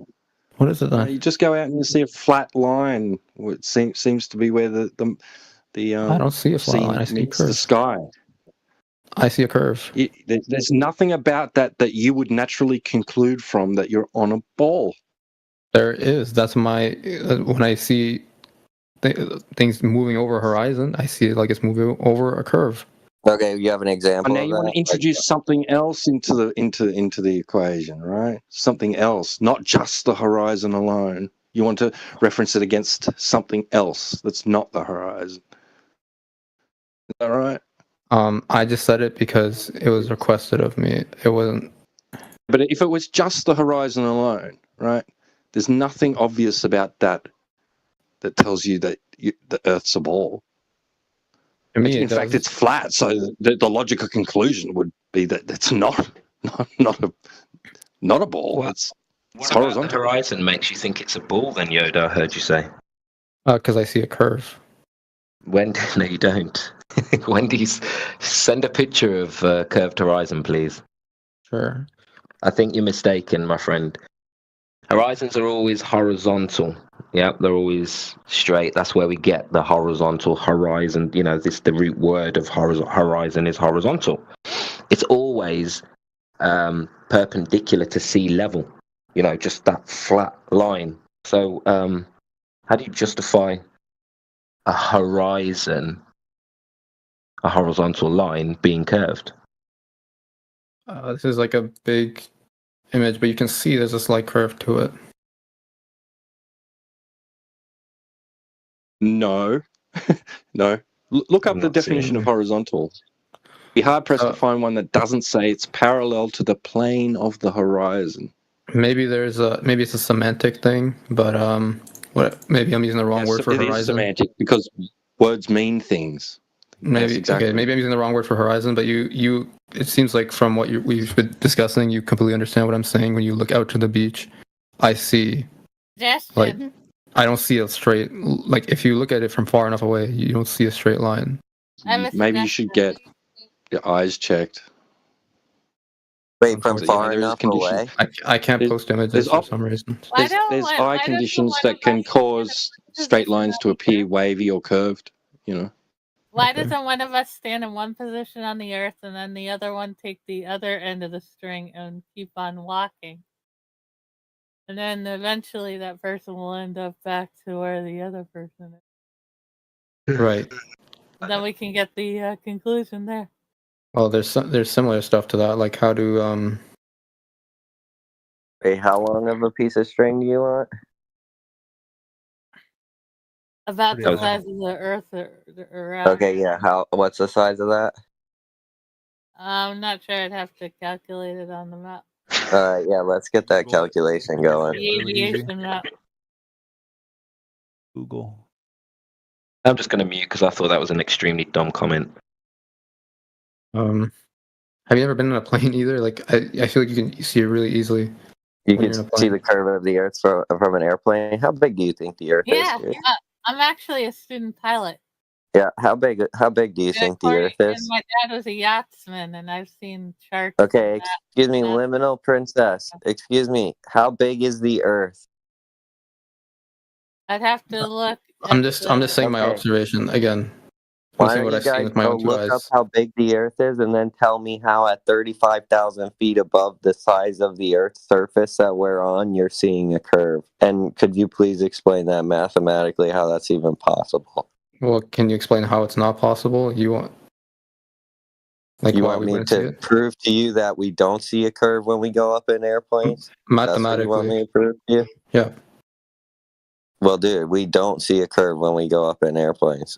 Well, you just asked me for math, and now Nobody you're has not ever bringing me seen the math. curve of the Earth. And now Nobody you're sees just the using curve of the observations, Earth. just like I was. That's funny. No, we could do measurements. Yeah, sure, we could take measurements of it, but this is the whole thing. Nobody sees the curve of the Earth from the Earth's surface, or maybe 5 or 7 miles above the Earth's surface. You don't see the curve of a 24,951 mile circumference ball.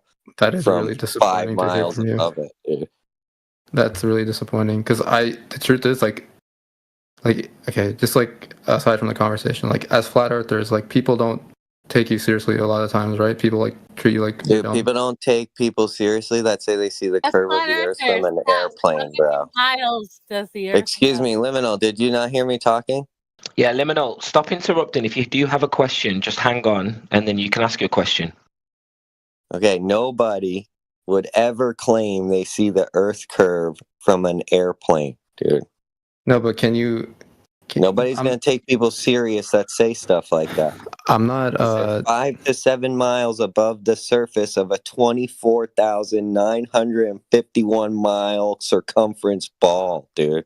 I'm not using that as anything against you. What? I'm There's saying hold on, something ironic here that actually, there's the claim from Neil deGrasse Tyson about like you wouldn't see the curvature from the Felix Baumgartner height that he's calling out the GoPro cameras. Well, there's this guy that came around a little while back. His name is Model Builder. I call him the Beast because he was such a force, and he used to work for a space agency. And he was a very advanced computer software engineer. and he built or he made a flight simulator of his own, using 2 scale measurements of what the ball Earth would be, and compared to the height that a plane usually flies. And what he found out is that the measurements they give us for the 24,000 mile circumference would actually, if at regular plane height, we should see tons of curvature. It's not that we wouldn't see any curvature at that height. In fact, we should see the leading edge of the sphere. It would never just splay out in front of us and keep going into the horizon the way it does, because that's what happens with the flat Earth. If it was a sphere that we're flying over, it would taper down to the edge, and there would be no doubt about it, even from a plane flight that we're on a ball. You would see tons of it. Well, we don't see, people think they see it because they think it's a ball. But, it's not. It's just the way that in the distance, it kind of like, tapers down a little bit to the side because of the way our eyes are and everything else. The windows on the plane are also give that effect. But it's just interesting because it's the opposite of what sometimes flat earthers claim, that you would never see the curvature from the plane height. Well, if it was a ball, you would, is the point. No, we don't see it from the plane height because, but we would if it was a ball at the distance at the measurements they give, according to Model Builder. I'll post the video of him talking about it. And he got all the pings from this one site. He got all the pings from the flights in the south, and he mapped that out on an AE map. And the evidence that he got is that they were actually reporting a 3-hour difference. They were reporting different times than the actual time it took for the planes in the south. A total 3-hour discrepancy to make up for the time that it would take to go a longer path. But those flights are there's only 4 different airplanes he found that actually make those flights. So there's very rare to even have anybody that's, fudging the time. Anyway, there's just some damning evidence, and he just disappeared. Kind of a little bit weird. He just stopped replying to my DMs and stuff. Hopefully he just got, scared and just, decided he better back off, because having worked for a space agency and coming out with that kind of damning evidence is pretty crazy. They could probably threaten a guy like that. But planes are general. Planes wouldn't be able to land on a spinning ball Earth if the pilot's taught to treat it as stationary. So that ends it right there. That ends the whole argument. The ball loses. The globe model is impossible if pilots are taught to treat the Earth as stationary and it's actually moving. So it's over. Sorry. No, that was amazing. I'm really glad you actually brought up an example of calculations. I'll look into that. If you could send that somewhere. Or I don't even know if I will. Yeah, I'll send it to you. I'll send the Model Builder videos to you. He had a lot to say. And then there's I just argued with a CERN physicist last night. In fact, his name's Franco. And there's this Flat Earth Fridays thing they do. I'll post the argument I just made with the CERN physicist. And I was just typing to somebody else. Amish was DMing me, and I was saying to him, "Yeah, that's the perfect specimen, just like a rocket scientist. That's their inside joke to each other." Because first of all, you don't really you wouldn't be a scientist if you're building rockets. You'd be more like an engineer.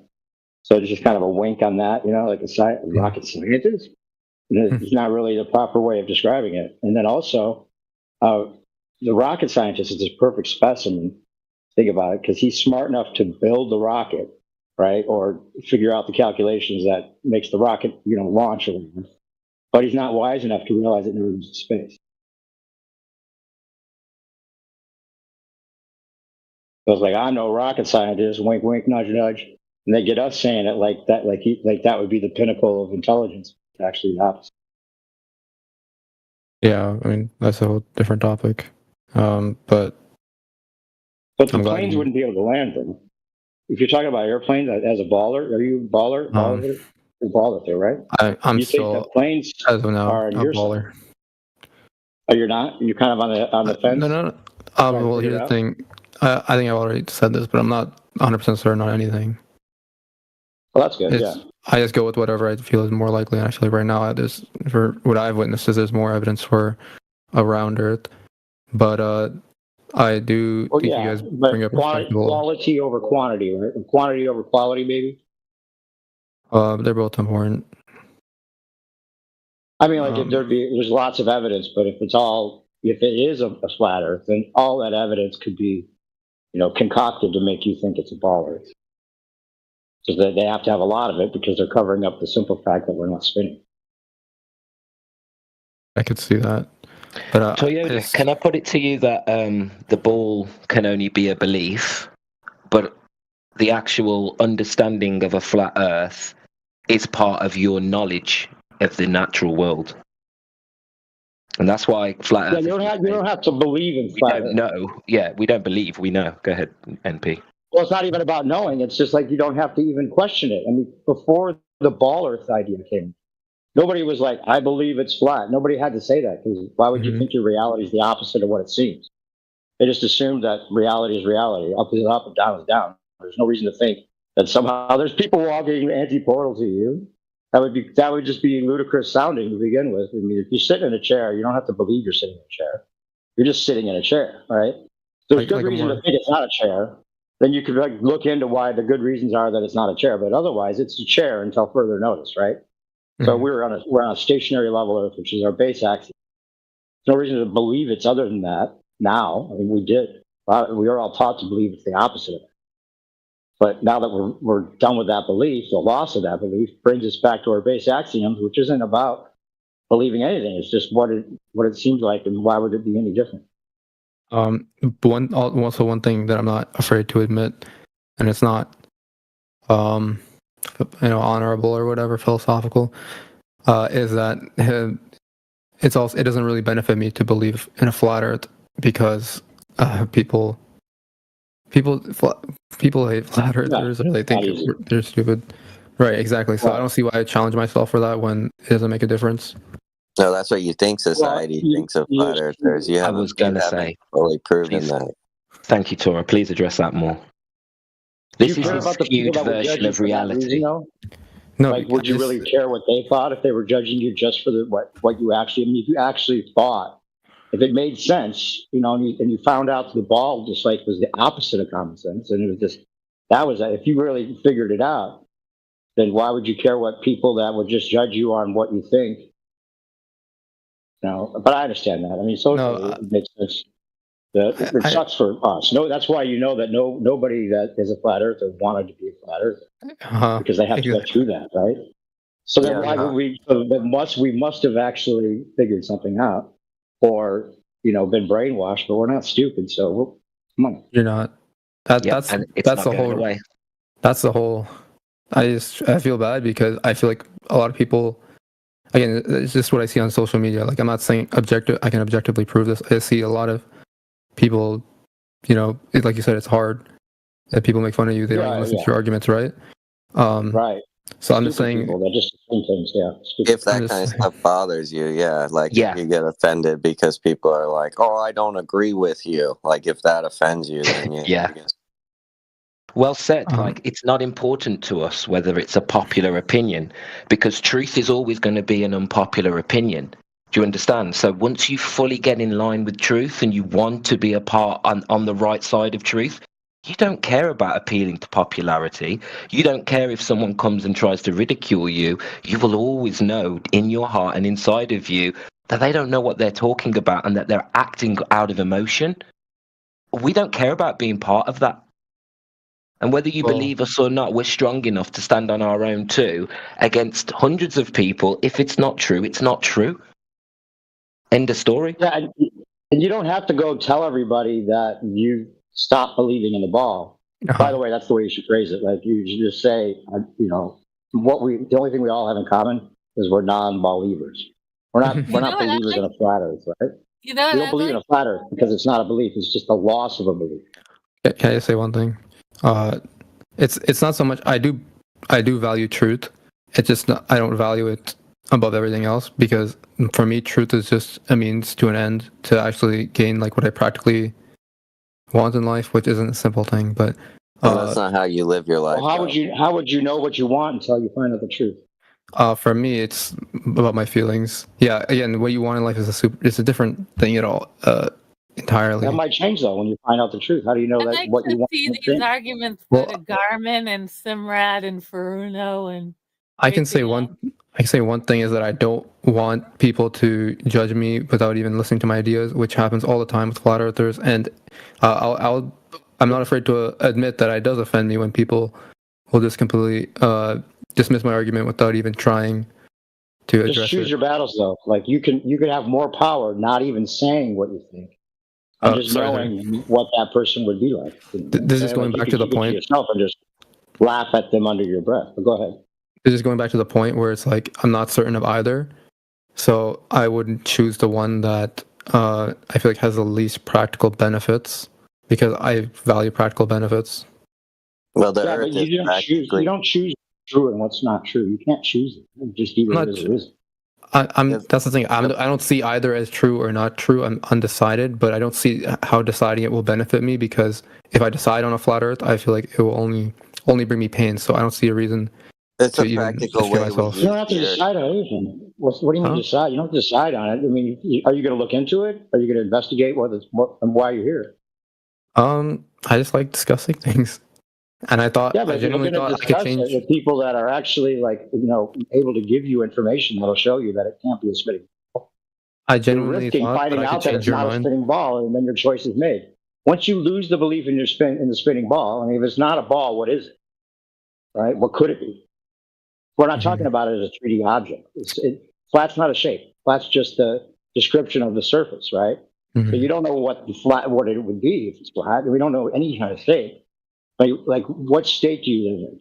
Well, the thing is, what I'm trying to say is, I don't really. Let me just ask, what state do you live in? I'm trying to dox you. I don't want to say that. Okay, let's say you live in Iowa. Say you live in Iowa. What's the shape of Iowa? I don't know. I don't live in the U.S. It doesn't have a shape because it's just a border, right? Who knows what shape the outer rim is, right? Doesn't mean that flat's the shape. Just a description of the surface. So there's no reason to think that that's like some belief, one belief versus another. That's not what this is. That's the way they make it out to be. That's the way you want. They want you to think about flat Earth as belief. Like I believe in flat Earth. It's not about believing in something it's about losing the belief in it being a ball spinning and your reality being the opposite of what it seems everywhere. And it's very interesting that they were able to pull it off, right? Which is probably why you're here. It's fucking interesting if they did, right? And you look into it to find out how they did it. So if you want me to be honest, I was just gonna listen to what, I'm not prepared to debate something like this. Because I just came here to listen. Not yet. I'll send you a bunch of links that should give you all the information if you want to know. Okay. But now that I'm looking into it, you guys present really strong arguments. And I think as much as people say stuff about you, I think most people wouldn't beat you guys in a debate. So I'll say that much. But it's also not really concerning to me whether they're just flat or not. That's all I'm trying to say. Well, I mean, it's interesting, right? Why would it be?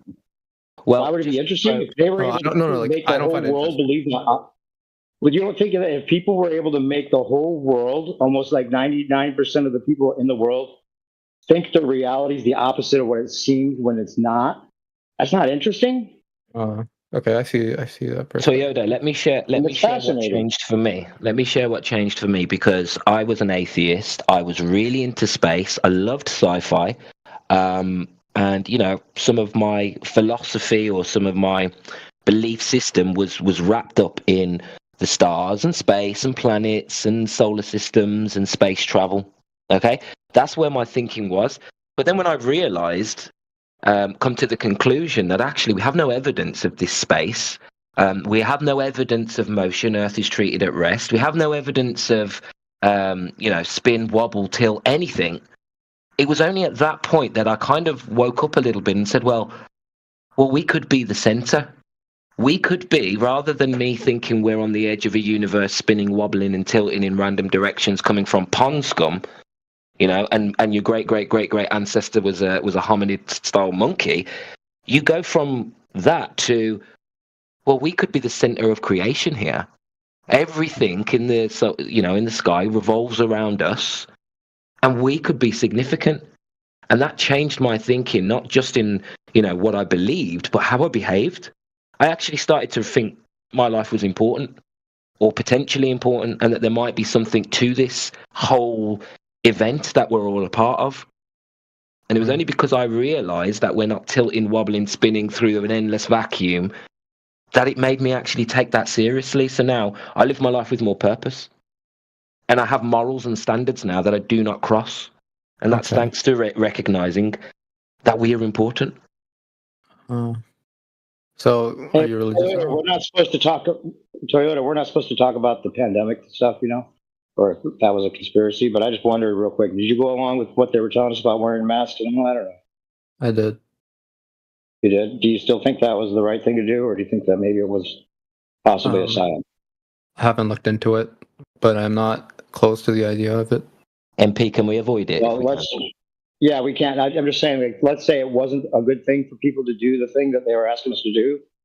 And if they'd realized how big the lies could be, like the 9/11 or any of these other topics like flat Earth, they might have had the discernment to avoid something.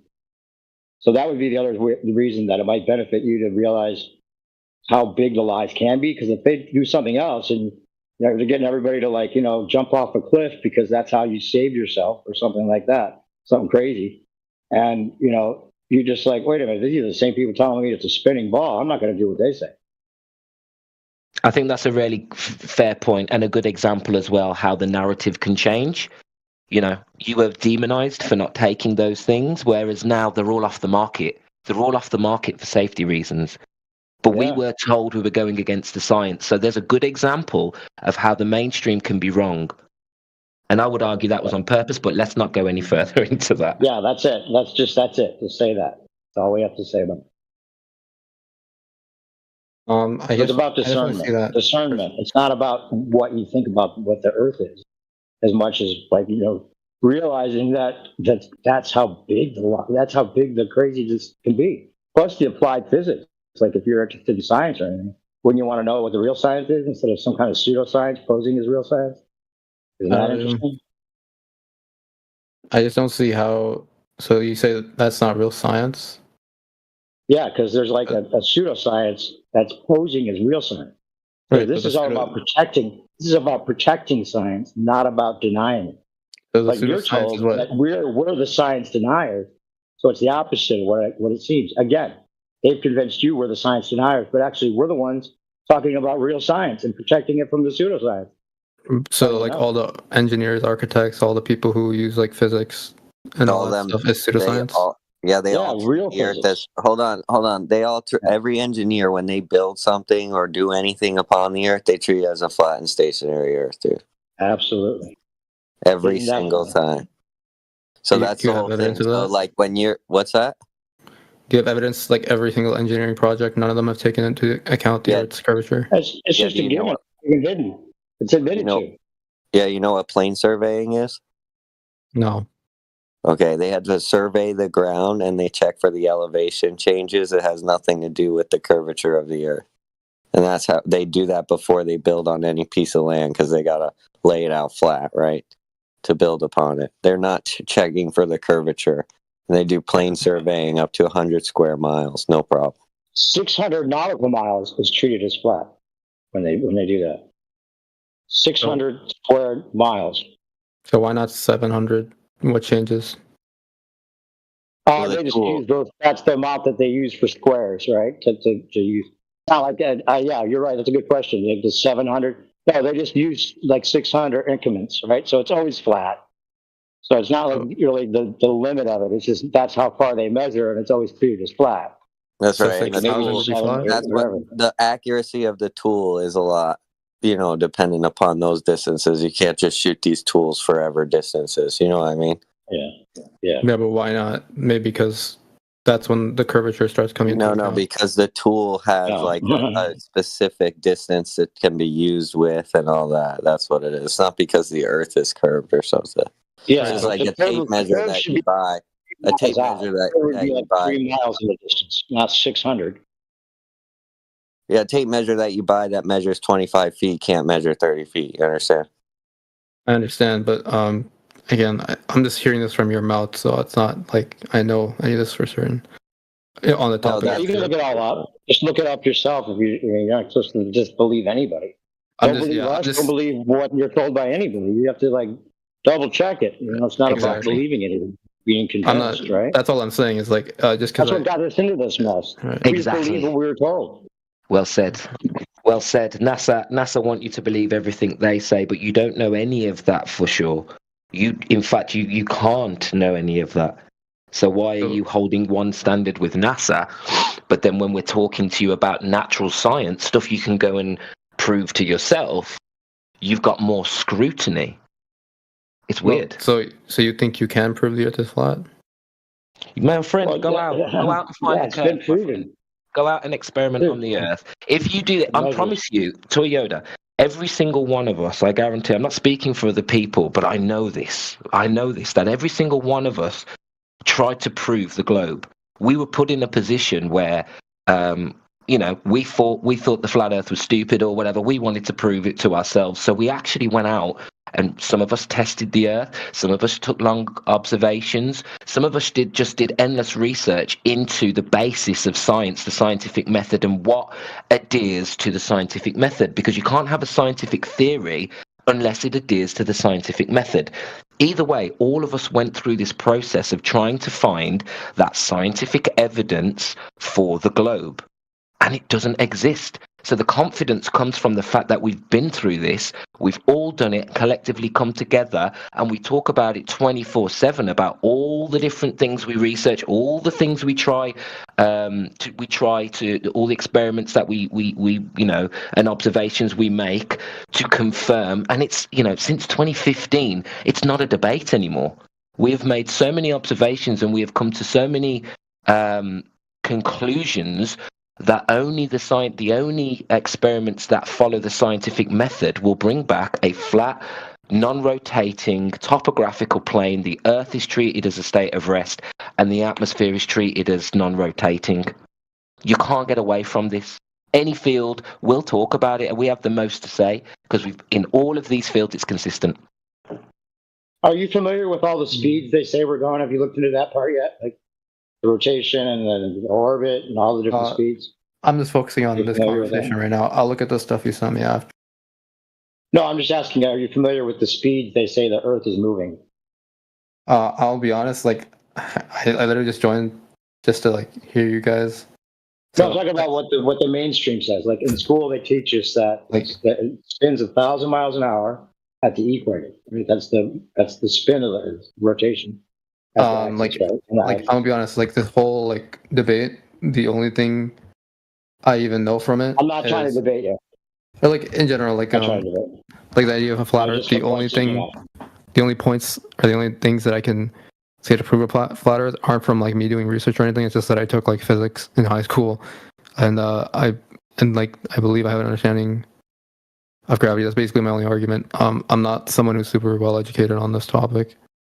Yeah, and they didn't tell us. They didn't really teach us very much, any of us, about the claims of the heliocentric model. In my opinion, I mean, you could learn about it, but it's not like that was enforced because a lot of us really weren't. We had to either relearn or learn for the first time what all the claims were about this heliocentric idea, right? We just assume that it's true because the scientists, they link the idea of science with the idea that we're spinning and going around the sun, right?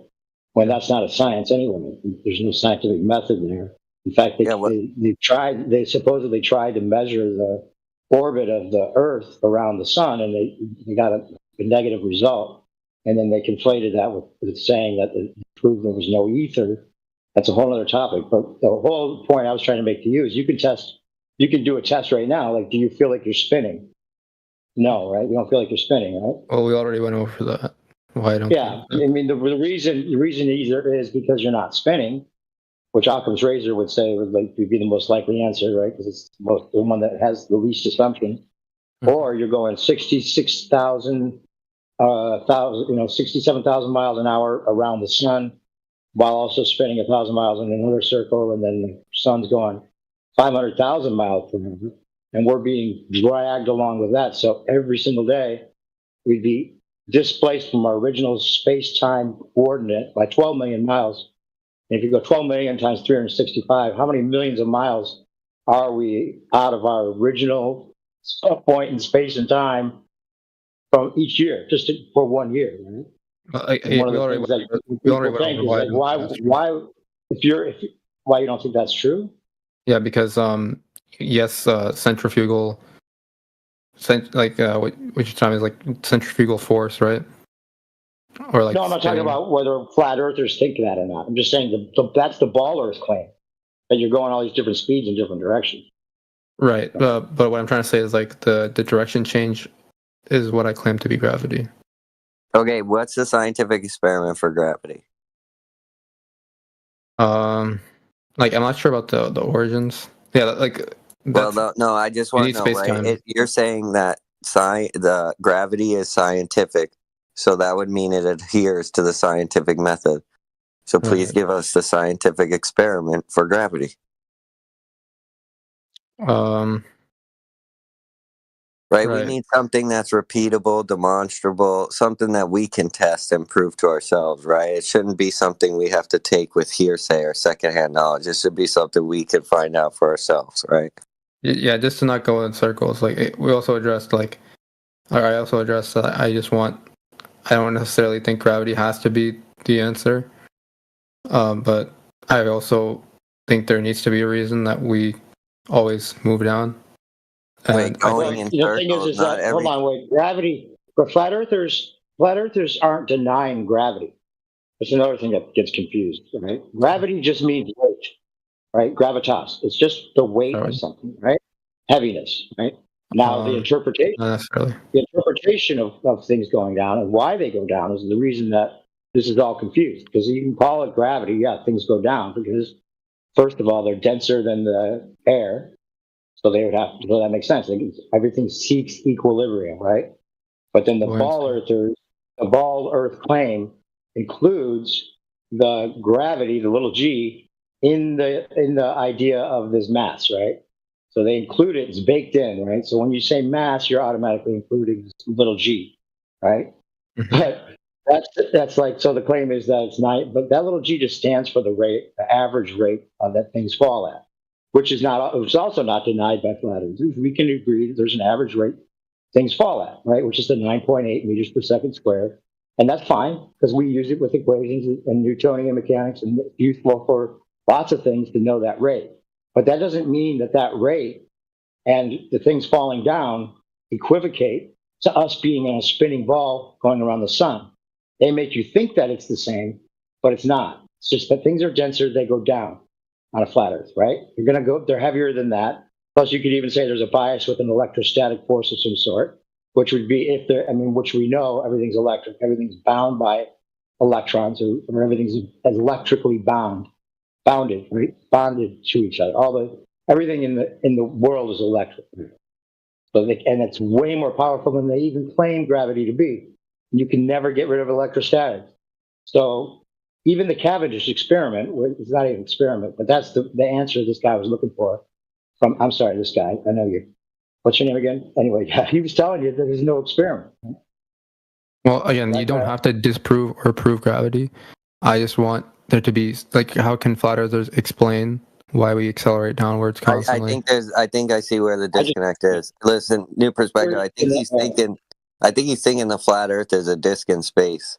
And that might be where the disconnect is, because the flat earth is not, we're not trying to say we're a disk in space or anything like that. It's more like we're the bottom floor of the entire universe, dude. So are you saying that the universe is like coming down on us, or why are we everything's above us? Who knows what the universe actually is? If space isn't what they're telling us, then you have to just erase the whole idea of like distant galaxies and infinite space above us, right? It could be more like an infinite plane. Like this is the reality. Reality in general is this, ground, water, air, sky. That's reality. There's something beyond that that's like, seems like, well, now it's hard to think of it without thinking of an infinite space, right? But who knows what it is? I can't say because we can't go there. Maybe. So we're not thinking about downward acceleration in terms of space physics. Yeah. Okay, but again, where does it? If everything's above us, where does the downward acceleration come from? Who knows? Everything above us. Everything is above us. Yeah, everything's above us. Where does the downward acceleration come from if it's not gravity? Listen, we know things are not. We know things are not accelerating downward radially to the center of a ball mass, right? We know that. So how do you know that? That's your problem. Because there's no curvature. There's no curvature measured anywhere, so that's how we know. Okay, well, that's I guess the whole argument, right? It gets to the heart of it, yeah. Cuts through all the BS. But the thing is, you don't need gravity. Listen, NP said it earlier. You don't need gravity to explain the fact that light things rise up and heavy things fall down. It's just a simple natural property of buoyancy and density. If you want to try and find the cause of that, I would argue you can't have that without the gradient, and you can't have a gradient without containment. So the whole idea that things go up and down is based on the fact we're in a contained system with a gradient. But so and on a buoyancy, right? On a ball Earth, it's the same claim. The ball Earth, right, claims that things go down because of density, but they attach